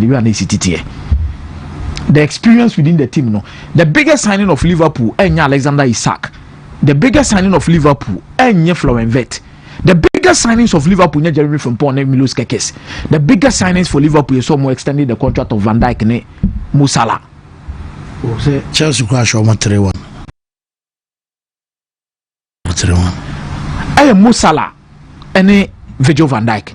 Omu dressing room on man. The kind of attention and quality they add to the team. Now you be discussing the influence against Newcastle. Says how do we are no more the Liverpool be looking to aim for the treble again. Because fancy say obi be in the team nipa kwa the treble. United being or the treble. And now the pressure for being or the treble. Oh fancy. Say the bia na nkomo na ye deni e be say kire say omu mia na wo ma omu na muya ye no aye de edi se fata say wo so wo ye. No, we literally went after Pep Guardiola. Say what free Barcelona aba open the air for City. Look at the things that was said about Pep Guardiola before he won his first Champions League at City. The level of quality or Danedy, anyhow consistent they were. Fuzzy, nah, top. I know they quadruple the treble. It would be a mammy fancy. As I bought we can now, and I have for Libya because me and the new Ghana Premier League in the so. Tinani so a fancy, would be the here, and then me heard the Ghana Premier League, na Pampe, who said the big city ako. Now, bad time so stories be my man, I may heard the old man because of bad time come on real quick now for because Mount say, oh, for no, you're poised. Because bad time. But pretty much in my head, yes, I'm fans and no supporters. No say now, my moms are no shepa. Pretty much in my shots. This because coaches know how many more. Fancy, they are eager to do well. They are eager to really do well. But Ghana Premier League, no me tell you, it is sad like bet me a boy park on Pema no more me na min tebi na men fansa. And then I'm person be one san. And I'm person be one san na. This is our. Let's cherish our own. Ghana Premier League is back again. This is our own. Let's cherish our own. Ghana Premier League is. Also, Hans and Swap confirm some Jason. I 250 CDs. Hans of folk say Omo Jason or my launch. I 250 Ghana CDs. I will call commercial center. I'll be at 250 Ghana. Oh, well, from na Wontumi. Fancy now, you call a bigger cray, you check your teams in EJC now 8 million, 9 million, and so tall. So if you claim you want to support the club, House of Folks won a solid preseason, very good preseason. And fancy you check your preseason no money, and you can say your supporter, and they will cost you more when she JC. Bye. This kind of quarter team no ajiga katofo. Gaka Tofo went to me and you move fancy baby any go stars in but what did the Democracy Cup? And they've been competitive. A good defense in head to head being a man House of Folk against baby any go stars on went to me and Gaka Tofo. Team the born or more bonus was I say was Asha Kotoko. Preseason. It's a Munto Jessino. And now Matisse said Chema Yusuf Akoto Jesse ni bebre. I know what generally. A punch by na punch to punch by na punch to menkra. O se Jason nye Afansi na nim said October akubia. Punch by na punch kache. October akubia 500 cedis. Oh Samu. Auto 50 pieces. Chairman Yusuf.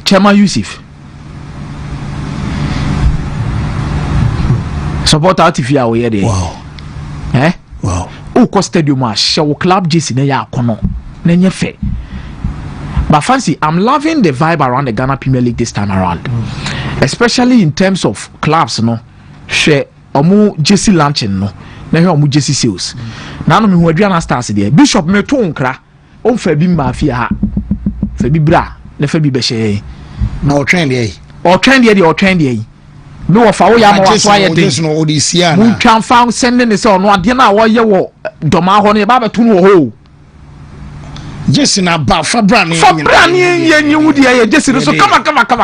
This is all about the bio. Offer just now. So you free about the bio. Over just for US nearby. What you say? A whole two blinks, not just in Abba. Near Baba should be Ghana stars, some just now who born a brooch. A who born a brooch. And all of just quality na top revision. Run to me. Share Samatex and the Paul. Maybe clubs no. You know they've taken it to a different level. First, you talk about how serious they take their JC unveiling for. I think say baby I also mo year ho adwuma kakra the time in said the baby bante mama omo person mo tobi ni nyina atimi ayede atimi atobi before the season no we go through to be a shipping ho sensem no ebi ebedru na ebi entimi bedru na ebi ade chia na ba bedru all of these things in it takes time asana ba bedru but fancy Chairman say fancy we stubborn sponsor there no any fancy Chairman fancy we strong yeah that's so yeah but you know time we share because now what's your night kakra abada bi amhwemo adwuma no kɔ so sɛ mehwɛ ɛyɛ sports ɛwɔ Ghana there I can confidently confirm say ɛyɛ Wontumi sports no ɛne na ɛyɛ number 1 kyɛ sɛ ɛyɛ star biara bi ɛna wode bɔ. That's right. Na Tapuku, baby, will be our Samra. So,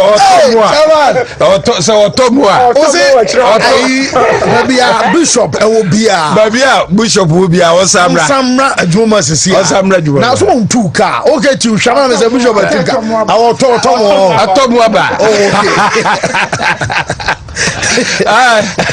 now, we need a kiss Swakasa. Oh, nice.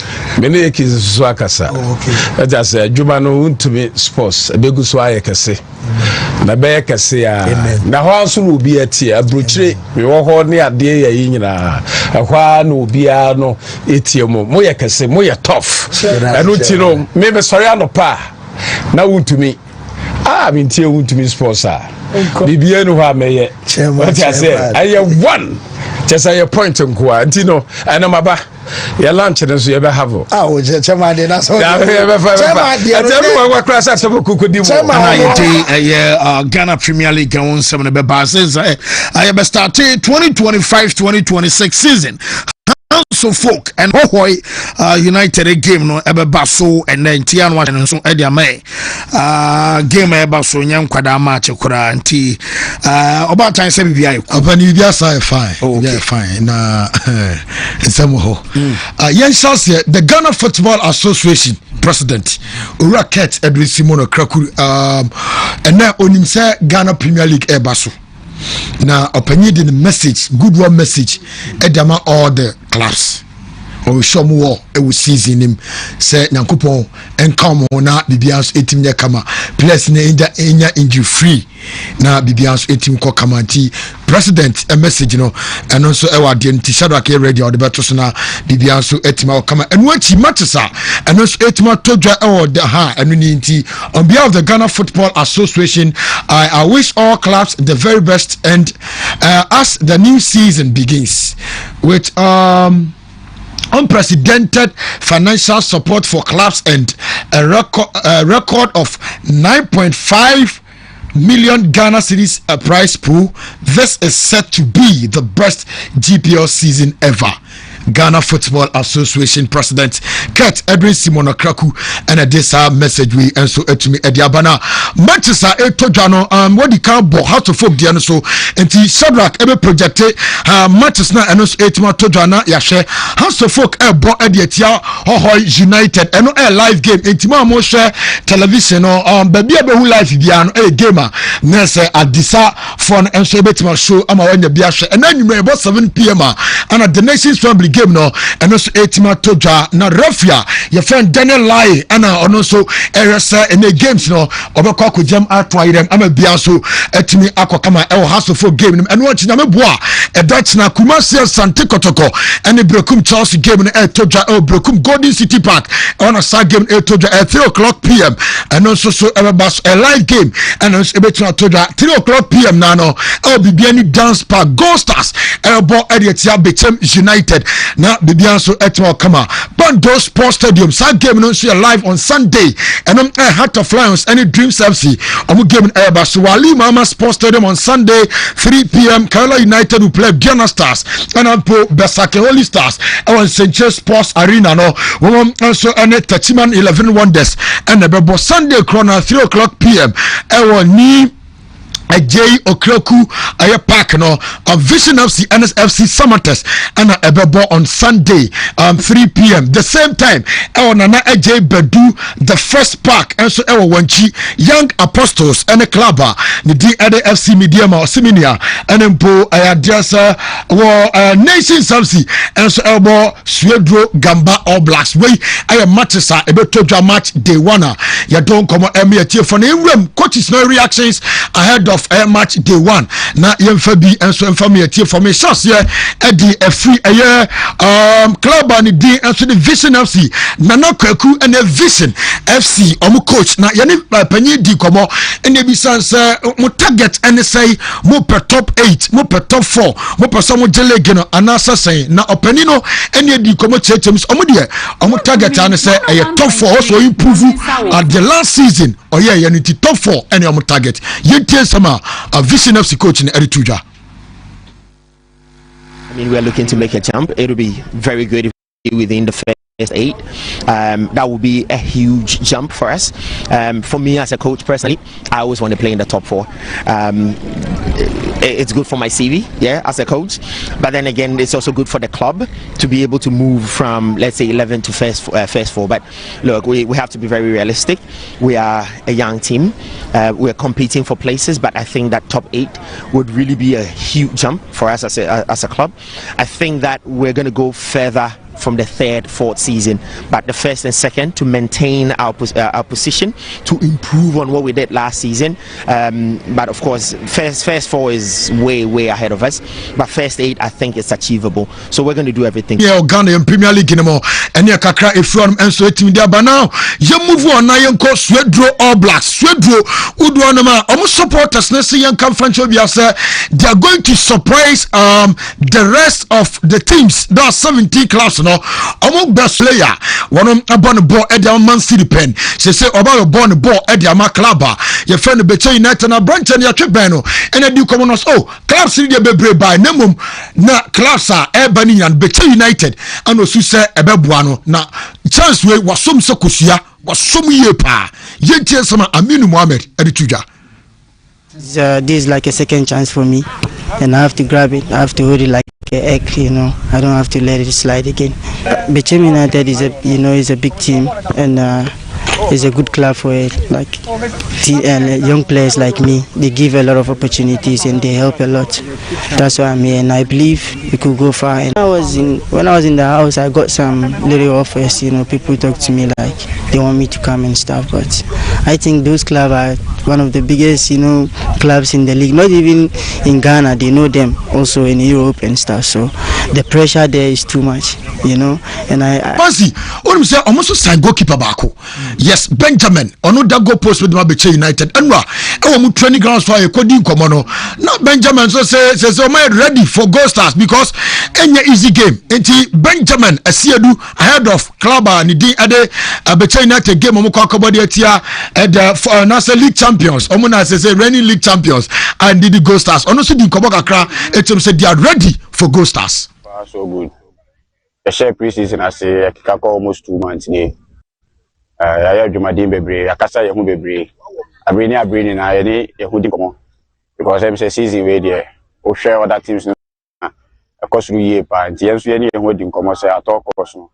I was seeing a good start. Yeah, got dance park, any easy game, but the share Yahu daily preparation so far. Of course, we have a points and our points or dance park. Okay, for no bana Steven from Poman so Mayanga ekani di ho wono aye coach Adama Bibiani Gold Stars ono se ne di komo ene bisa say players when new players oma wabeka team no na new players oma bai say ana omone old players no omo jale no say ene city na Steven from Poman so Mayanga echemu say ere very quick and even also they are a bit slow kaka. So adapt that quickly. So the normal with some players, even though I'll take it time and some out to fit into the team. So by straight away, so also to me going the team. So I think Boni says to the Emmanuel Kobe, a goalkeeper, Adama Bechem United, and Gold Stars Bisan preparation so far. Omode Kwakobo against Bechem United. Bechem United Baha, they renew 1-0. Now, easy. My game very, very tough. I think say the ball league in the last season. I think say based on tax and anyway, I think say started preparation in them. And I bought top 4, champions of champions. I think say you are prepared enough for the league. I think say you're ready for the league on Saturday. I know answer to me kakra e from answer to me dia ba na big game na beto join na me bought na answer etimi go Golden City Park eno ye Brekum Kotoko Etra Brekum Chelsea no me no mabo na fancy omo supporters ni so mu wei adija Kotoko for no mo se otina if you want anumu no ana coach Abdul Karim Zito yani di komo anya bi sense season before say season kwawie of problems bi man na no so problem of am one say team no ankasa no enya rest yenti Abdul Karim Zito coach for Kotoko. Okay. The only problem we had was after the season we couldn't have the opportunity to rest. We played the FA Cup. Immediately we finish, we attack the Presidential Cup. Immediately we finish, we travel outside to play Kaiser Chiefs. So when we came back, it was then the stage for us to do the preseason. So instead of us to rest, we couldn't rest enough, and then we started. So I think we're also in the first phase of the preseason when no after almost qualified about Premier League no almost na sanya meya ubehwe wo TV su ebekoso e wa Accra Sports Stadium Hohoi United supporters 101.3 Nyamensa wo. Okay, are you ready anti pani only abidja for no to aso are you ready or the betum na bibia kama well Messiah enso fayonkum na yenhwe sede eno enso ebesi akọ say new why ready there oh yeah bibia cool Messiah yeah okay I say bibia dem clear wo yeah o tie nka okay well 2025-2026 season no kickoff na nwumre o Accra Sports Stadium. One of your dominant forces on the soil has folk and a hosty Hoho United, new entrant into your season. You know, everybody who has been following football and you say, and that's the starting season for Friday. You think I say, you boom at yes, you train. I can say for no tonight. The big game starts. Messiah. Jesse ready or not? Jesse did mu ano shi pop. Me ton ka ko say omomre me Jesse. So mo fama e manika wa me am foka ba me. Azu the manika person say. Jesse na no dey. Jesse da no shi pop. Na your coach se be di anim afi no na ohu omu yi. Coaches ni Messiah na fofo. So we have about 10 coaches who maintaining omajuma. As a last season no. And you 8 afi no mababe remo foforo. Okay. Omo en coach bi. Obu wa coach bi but of course last year no no buy. But afi obabe remo foforo no. Messiah I think say the kind Tijani Abdul Rahim Bashiru. Why Edmo has full. Why Edmo has full. Na returning am no koto na has. Bon toilet so na o teaching. No afi no afa dey pa. It ono na be fa Hoho United. It na me adum na nwumre. On be gina touchline dey ama Hoho United. Office the former boss. Office the former bosses and the club and why adwuma wo mpɛ. The next one is Masaudu Didi Dramani. Wajibu Okotoko. Ene ono ni coach Accra House of Folk. Ahmed Ibrahim Fati Egyptian. All Blacks ano makofa ne de naba Frimpong Manson baby any Gold Stars coach ya sustain no oni baby akọ league winner Shioma Arestica ya maintain no Aduana Stars of Romania ne bae number 6 Kasim Mengelo Kansi one one coach am who say in the league opo more experience ba akọ kan from Bechem United that one movie or the PM Nations FC and currently on na here Black Matthias Chan team no coach so the modu pa asana Mengo asana ufiwa na ba coach Abdul Karim Zito ono ya sustain no then referendum we knew on so afin one joining Dreams FC on the bar yes on one and the domo Dreams on the jano ho the man kama asana about Steven Desmond Issa Botre on so new for Bechem United pressure back adwuma pressure back was so Bechem to maintain yeah of course to maintain not pressure so win the league but the standards of Kasim Mengelo ja ho no and it's no be bia omo de 1% to team kora na mai utomi mai jet you should fight and stay around the relevant positions top 4 top 5 but so Issa Botre will feel the heat. So this is a team at top 4 PR also team. Oba Asana Bashir Hayford, most experienced coach. Sapa league the one. Yeah, coach Bashir Hayford there. Bashir is all no. What kind of branch you know? Bashir be anya kotoko as good. I want to as good or Juma. Then Christopher in oh yes. On one through him and crown be a blaster collapse. Oh, of course. Oh, the captain be how we improve Ishmoladomo team the quality now no maybe Zaban quality squad or the Omoyeduma. Then Christopher Enin, formerly of Brekum Chelsea.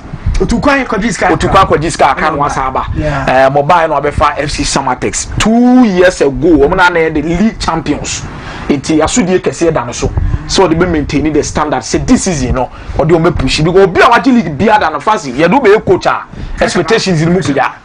You have to win it and they be a tough one also ultimation. Then Ansana Omuria Ibrahim Tanko. Hey coach Mediama. She, I'm sure. After win, I don't know what kind of Mediama. Pressure was sitting so because Mediama there about 3 months. A gracious coach Anachi. Coach Anachi and show you how say. More pressure on which you want what aqua. Me knew what you because one particular position so we so maintaining a key crop of former players and no more. Because the last season, Bonnie, there's one Mao, Kamara Dini Mo, Felix Chemo, most of these guys, some we old players, some more Champions League, maybe that's so why.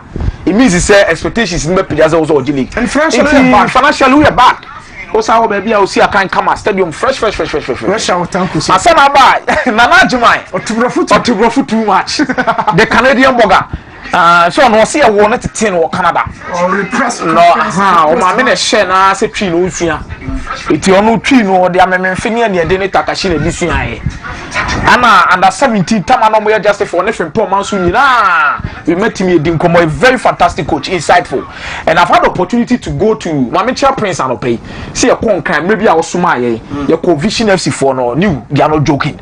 The kind of equipment in your money software so more the year Juma or fancy. I'm a model club. I'm a model club. They are seriously working.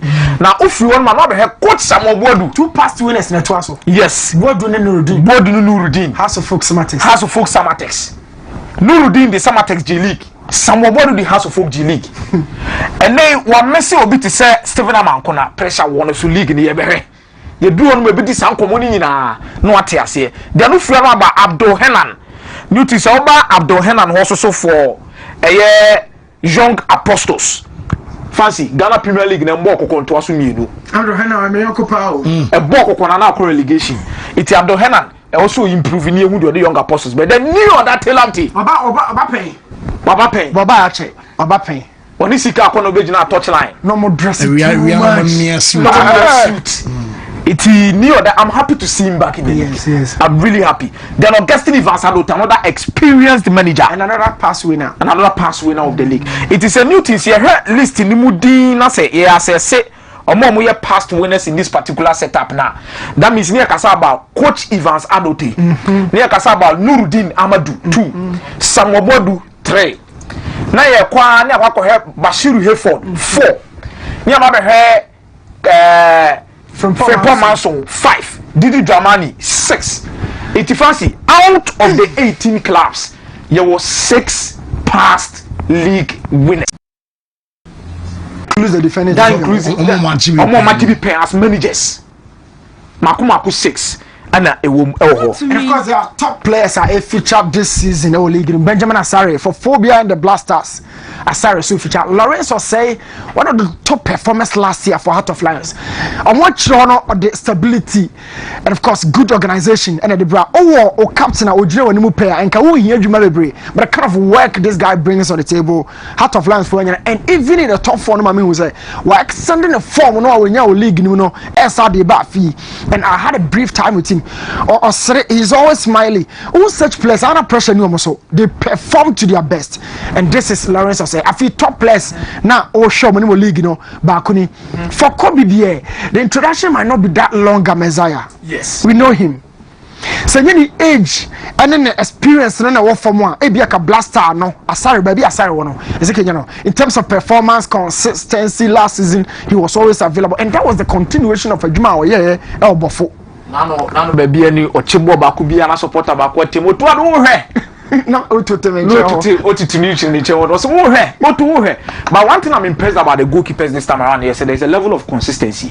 And first ni every season now Kobe will not be a baby any goal stars ke be season and nanke e be a Lawrence any Heart of Lions, but this time around omotimi keepy omo goalkeepers no so mo agbe say otna dreams check aha and Sana has a focus befa. Then there's Felix Chain.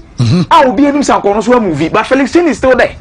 So meaning say the Ghana Premier League clubs are taking notice of their progression in terms of improving and developing their quality players.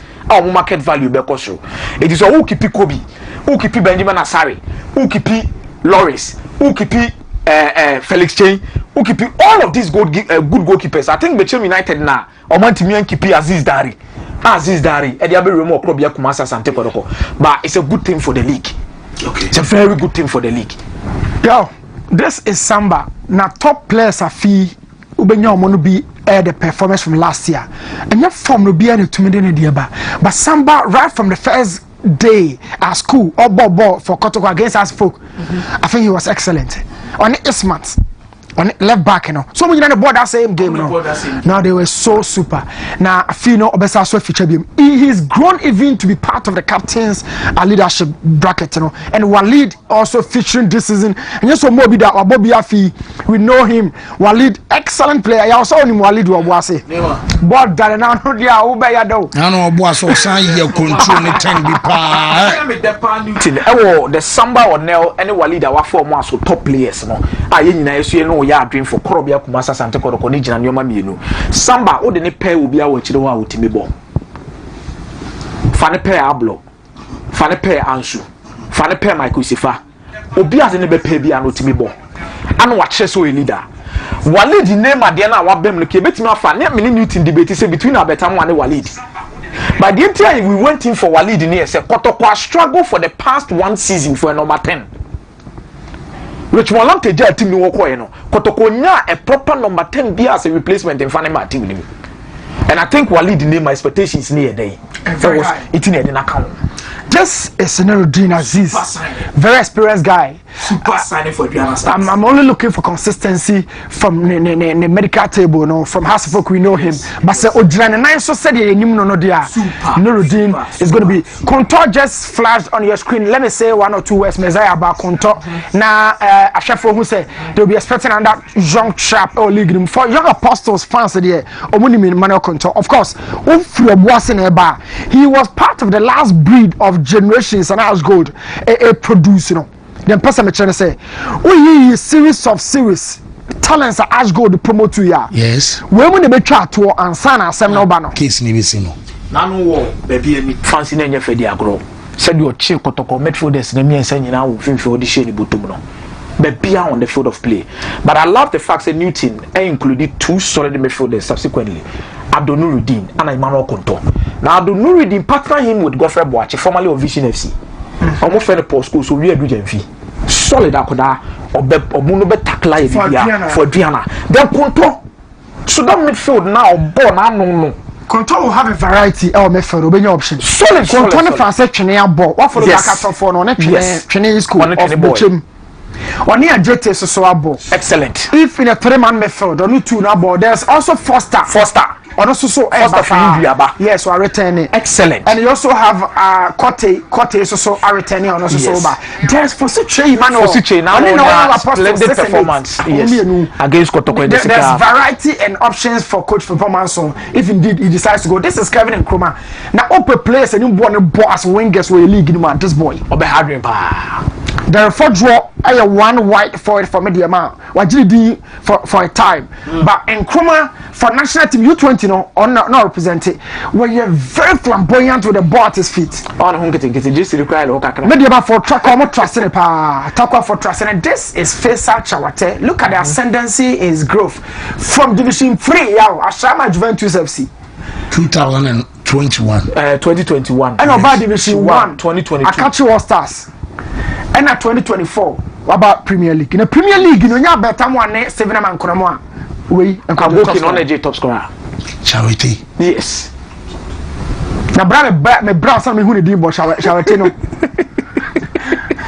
But I think say Newton Wamame from defenders to midfielders to attackers. I'm impressed with Kevin Nkrumah there. I think he's going to be the brightest spot for me this season. Can't afford no. No, this guy, when you one. Our partnership no say Bansi Bekwe mame. I've seen few there's deeper understanding between the two players. And you say they be to call one time we say we twin ho we be show and you twe ho na me samra they feeling easily smoothly. This is a bra and a bra ne buy one chair cra. Has Boga come fast top players be odi bebre for outside. Kasala Ramos watching Muni na ba. But this guy that kind of job he Hamza individual money everything a shape with your and this is Brian Mbuemo of Ghana football. Fantastic Brian Mbuemo. Dakato for he announced himself so well. We defender now heart of lions attackers now obi any the dreams are called bia now you ready.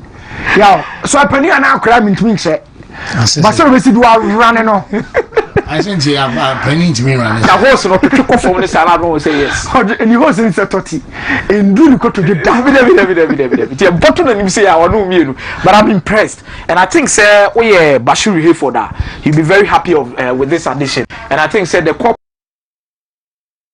Ismailado Ismail Ebenezer Ban Kodo being so there is consistency.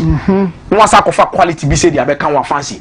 I think Heart of Lions and Bashir for that doing a very good job. To no, Kokona said, "Genuine it is and didn't Donny Ishmael Bonana." Yeah, Tarring Garo if you for the dinner baba for Gakata for no none. And 12 was so dark. So why? Oh, what's what the opportunity? Well, I can't buy no. Was it that day? 12 was so dark. Be a pumpy. Now this is the value of the Ghana Premier League 23.95 million euros. In league, you know. In league, you know. Players, you know. They can't be yes, teams in 0.95 million euros. Over to now, so easy man, I say 23.95. Obi the top player. Yeah, the players in I don't know idea on Kasa. But surprisingly, it is the 9th highest league on the African continent. Ghana Premier League. Yes. So you're breaking it further down. You share the composition of this value. Players are a Cambo Muma, yes. Fino, Evalino, you're rolling out Yanko. Because the players back home, you know, clubs, you know. And yeah, this is it. Most valuable player we league no ne boy 150,000 and away league euros obi 1 week salary no England and you share baby a level 1 no yawo 150 for year 2 and when you now has a folk Hamza Issa and Mohammed Hussein age so over part 21 years for Mohammed Hussein 23-year-old Hamza Issa. The next player so mo ban no team say protocol to say oh boy league nin che yo there be oh boy nche last year no Bamu from Techman from Crown Mbia oh join the team nin che there be but Gold Stars one player read the first 17 players in Emmanuel Konto valued at 100,000 euros. Then you have other 14 players you value more 125,000 euros. Yes. So I will say about two Baba Musa of Samatex 175. Yes. So it's been a dropped value. And I think say it is because Samatex ebor the Champions League. Yeah, I remember. It is my money value koso. It omona mo no ebeti abafo. And I think say House of Folk recent form any coach ojina bench any House of Folk show money omana e dey omo value ne be dey e bo be peja. Most valuable club we Chrome has say no. Club ya Kumasi Asante Kotoko 2.68 million euros. Omukuta 4 foreigners. Team ni. Kotoko kuta 4 foreigners. O check league ni mo a Kotoko ne kuta the most foreigners. House of Folk ni bi, Gold Stars ni bi, Karela ni bi, Ediana were 1, Nations were 2, Bechemu 2, Lions were 1, Anna Dreams FC were 1. It here were 11 foreign players. Anyway, league in the Kotoko dominated with that. Average age for Kotoko is 24.1. Or more value 2.68 million euros. But the youngest team in the league, you know, Basake Holy Stars at the age of 22.5. Young Apostles, were 22.5, 22.5, or 22.5, and I made the amount 22.9. And that's after letting go of dear we say Taylor and the Kumi and the Lomote and the Lomote. There's also list in the crème. The average age was Swedro or Blacks. Yeah, I don't know because it be a more body or buy and say for experience sake. The here is on the surviving. Yes.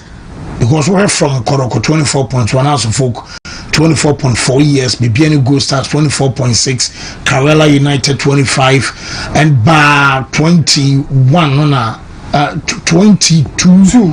Yes, 22.5, 22. Yes, yeah, 22 points, 25.3 now. Oh yes. It has to folk Nekotoko 24.1, has to folk 24.4. Omo age level boso. But the squad na nyini pa All Blacks. Yeah, I'll bet you an impact on their survival. But you, a true mad this year, going to be extremely competitive this year.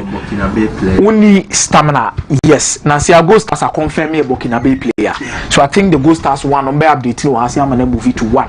Almost signing for Salitas. My incorrect idea. So it's a new signings and a volume. Rebecca cut the last quarter of 2025. We are in the third quarter. Third quarter. Now the transfer market is updated every 3 months. That is a quarter. Now finish your 4 now 3. It's in the last quarter, which is September now. Yes. Update in the bar for these guys. This is December, the last quarter of the year. It's a bar Salitas play and the new signing. Yes. Very reflect. This is December. This is December. When you are close to your signing is a real and you're a new season, then the new additions never call the last quarter. But then I'm Manuel Senior say age in the chair says say we need stamina and league in the body season by all day. No correct. Fitness is very important because if the average age is 26.9, meaning a lot of young guys in the whole league in him. It Francis one pay money move no one fit match after match. I think say you struggle. The Gata Top 4 is the perfect example. Share energy at Heart of Lions, the boy. Share energy at Boosters, the boy. Share energy at House of Folk, the boy. Yeah. Share energy at Kotokofone, the boy. Fancy. Oh, go hona ye mistake. Because top 4 no crown born and home. Yeah. Now, first chess in our really that TV. Where match week 1. Match day 1 of the Ghana Premier League this season. As for Ghana, all kinds of CS and then you 7 p.m. at Cross Sports Stadium. Go Stars, you may add much now. Our Dance International Park, be host to Manchester United. Become Chelsea. That's same 3 p.m. kickoff time. Be host to Krobia, Metema, Kumasi Asante. Then we roll on to Sunday. Vision Senators, Lions Dreams. Sunday, Yabesa Nyakarela, Diana Basaka, 11 Wonders, Young Apostles, Mediaman Nations, All Blacks, Cracker Sunday, 3 p.m. Abrankese. Now in a flashback here, we take you back, Kakra. Here caught last season, match day 1. Only time I double goals, you know. In Swaterman, share Young Apostles 2-0. And then we also had Bibiani Gold Stars 2-1 against Lagos Cities. Games in our academy, either no goal or 1 goal. Or 0-0, no goal, or 1-0, 1-0, 1-1. 2 goals in about 2 pair. Gold Stars 2-1. Now game we know even the second goal no bar. I mean the dime embers of the game. It was tough day against Legon. And the other game no Young Apostles. And now Meza. Yes. There's a bit of deeper reflection when you go through this. Share match day 1 results. Yeah. But be a very critical.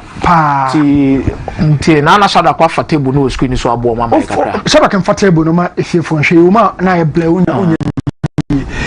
Gold Stars, Kotoko, Holy Stars, Mediama, and a started at top of the table. Don't forget say top 4 has folk ebamu and of course Heart of Lions ebamu. But let's talk about Gold Stars and then Kotoko match here. The beginning match day 1 will be a winning the game. Kotoko winning 1-0 against Karela Wawi. Gold Stars winning 2-1. That means on the league log no na asset is a Holy Stars no na fresh no abe remu to the top 4 after match day 1. It's in your debutant Wabu league ni the first game you bury no what me remove to the top 4 and not the share house of football. Then there was media my dear masters moving out to so but yen share match day 5 table no near friendly komobi near moon compon koyachi near moon kwaya teams ni be fast so mo for tie and ko be fast so mo di improve and the dynamics of the league table after every 5 match days and the true reflection near they are predicted baby ejina anyhow at the following seasons no ebcd e dey akọ na eno na fancy say ye hwe na yakọ the next table na ye bodu match day 5 on the league log na Asante Kotoko and that top no we win 3 games we draw 2 no lose back kra no we share 5 goals I concede 2 and then we take points and Ekuta Kotoko after match day 5 and 11 points that means we are 4 short of the total 15 points. The second one na Gold Stars 11 points 4 short of the 15 points. Mediama the same 11 points 4 short of the 15 points. It will check here the difference between Mediama, Gold Stars and Kotoko na goals for goals against with the boy. I see how soon they became 11 points. Shenidi fancy. I see how many became is what remind Legon Cities. But Legon Cities da I see how much they 5 match day 5 the Korea yo. No. Another 18 yo. Match day 5 for you. I know no matter high.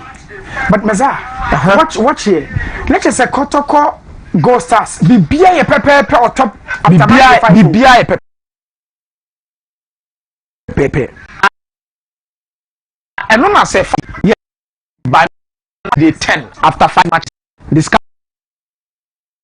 in the chassis each on a Gold Stars Kotoko enemy diema top 3 meboa after match day 10 na top 3 near wine some test a bedroom na me diema free na Kotoko so dey Kotoko so free nations edition na one na better top Gold Stars so open omo aye wie match day 5 omo ye consistent after match day 5 a cow omo de better so na ka Gold Stars pay. Wow. How did Kotoko move from first to sixth? As at that time, Anna Kotoko elusu to Legon Cities by 2-1. Accra. Yes. Heart of Lions question one day Obuase. No. After that, when crowds lose, by 4 matches. Anna Monday Baseke Holy Stars ball 1-1. They won only 1 game after match day 5. Out of Lions game near Kojo being junior, they know. Mistake now, goalkeeper. Kotoko won only 1 game within that period. That was against Samatex. And they shot them down to 6. They shoot 6. Legon Cities to me the Pejaba Kakra. It is 10 games in the no number. What me accumulated by her dreams. No, I'm slow, baby. No, what about form? Then it's what remember cow. It's what remember G League, you know. Fancy. My main class him we say Asani Akote.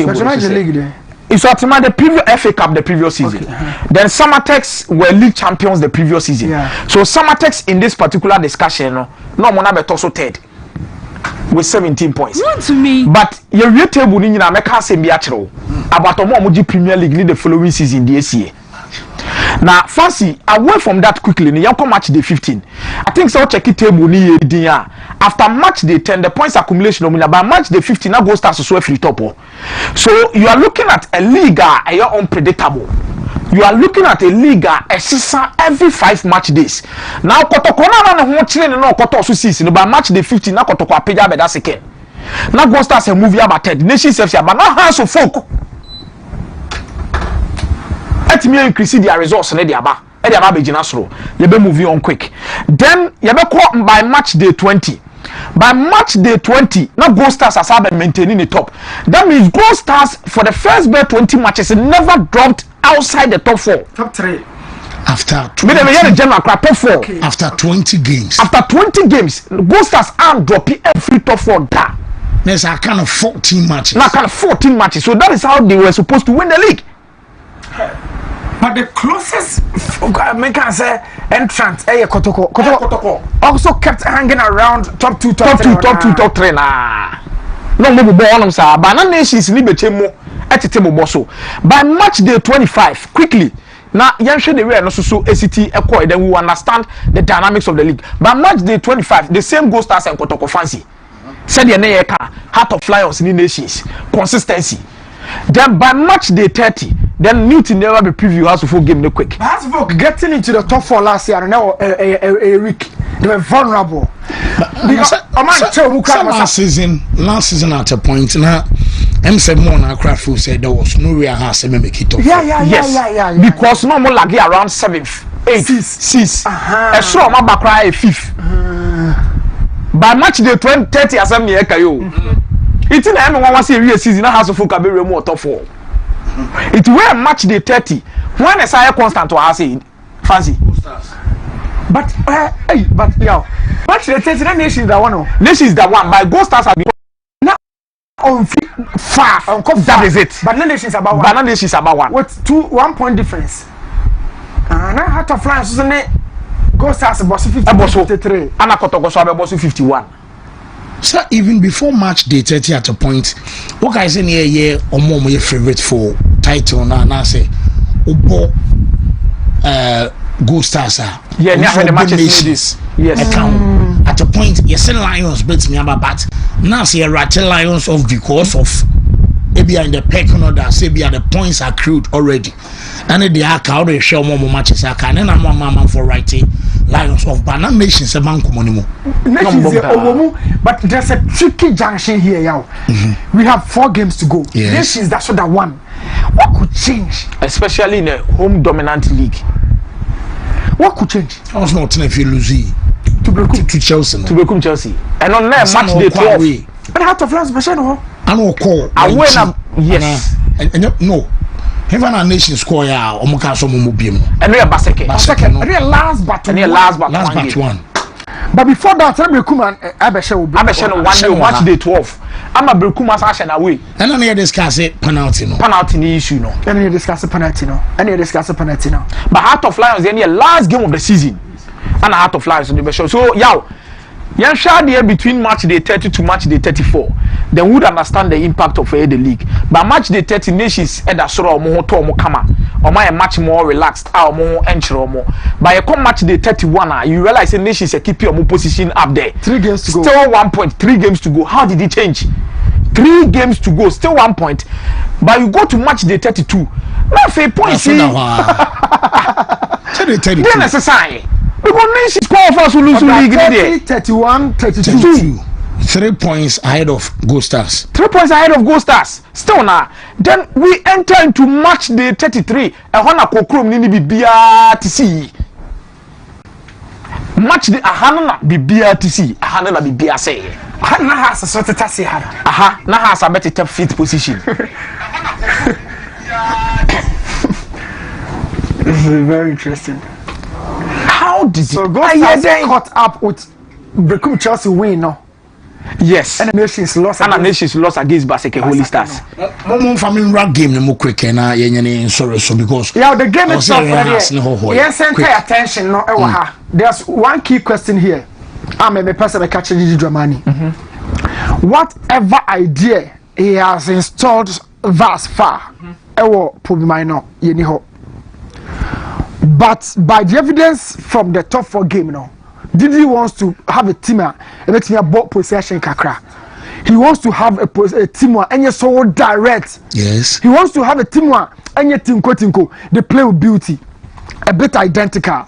Players in him idea be a coach akachomo. But so Didi I am focused on Lions. I'm a share or more not the yet Montumbo Asema. These guys will surprise us for 7 years. House of Folk renew or more opening game in the Ghana Premier League for 7 years. The last time they 7 won seasons. 7 seasons. The last time they won. Match they won. Has and we need that. 2018. The last time was 2018. And then you coach and I say. The Baseke Holy Stars na Chelsea debutant. Because you see House of Folk Abrebia Lucy to debutant in their first game. So in the Oka. One in the Oka. You are also by no so consume. But did you so do ho na say House of come there no. House of Beko dia. Asa nko swala ma fi. Omubeko. Dabai. Omuko.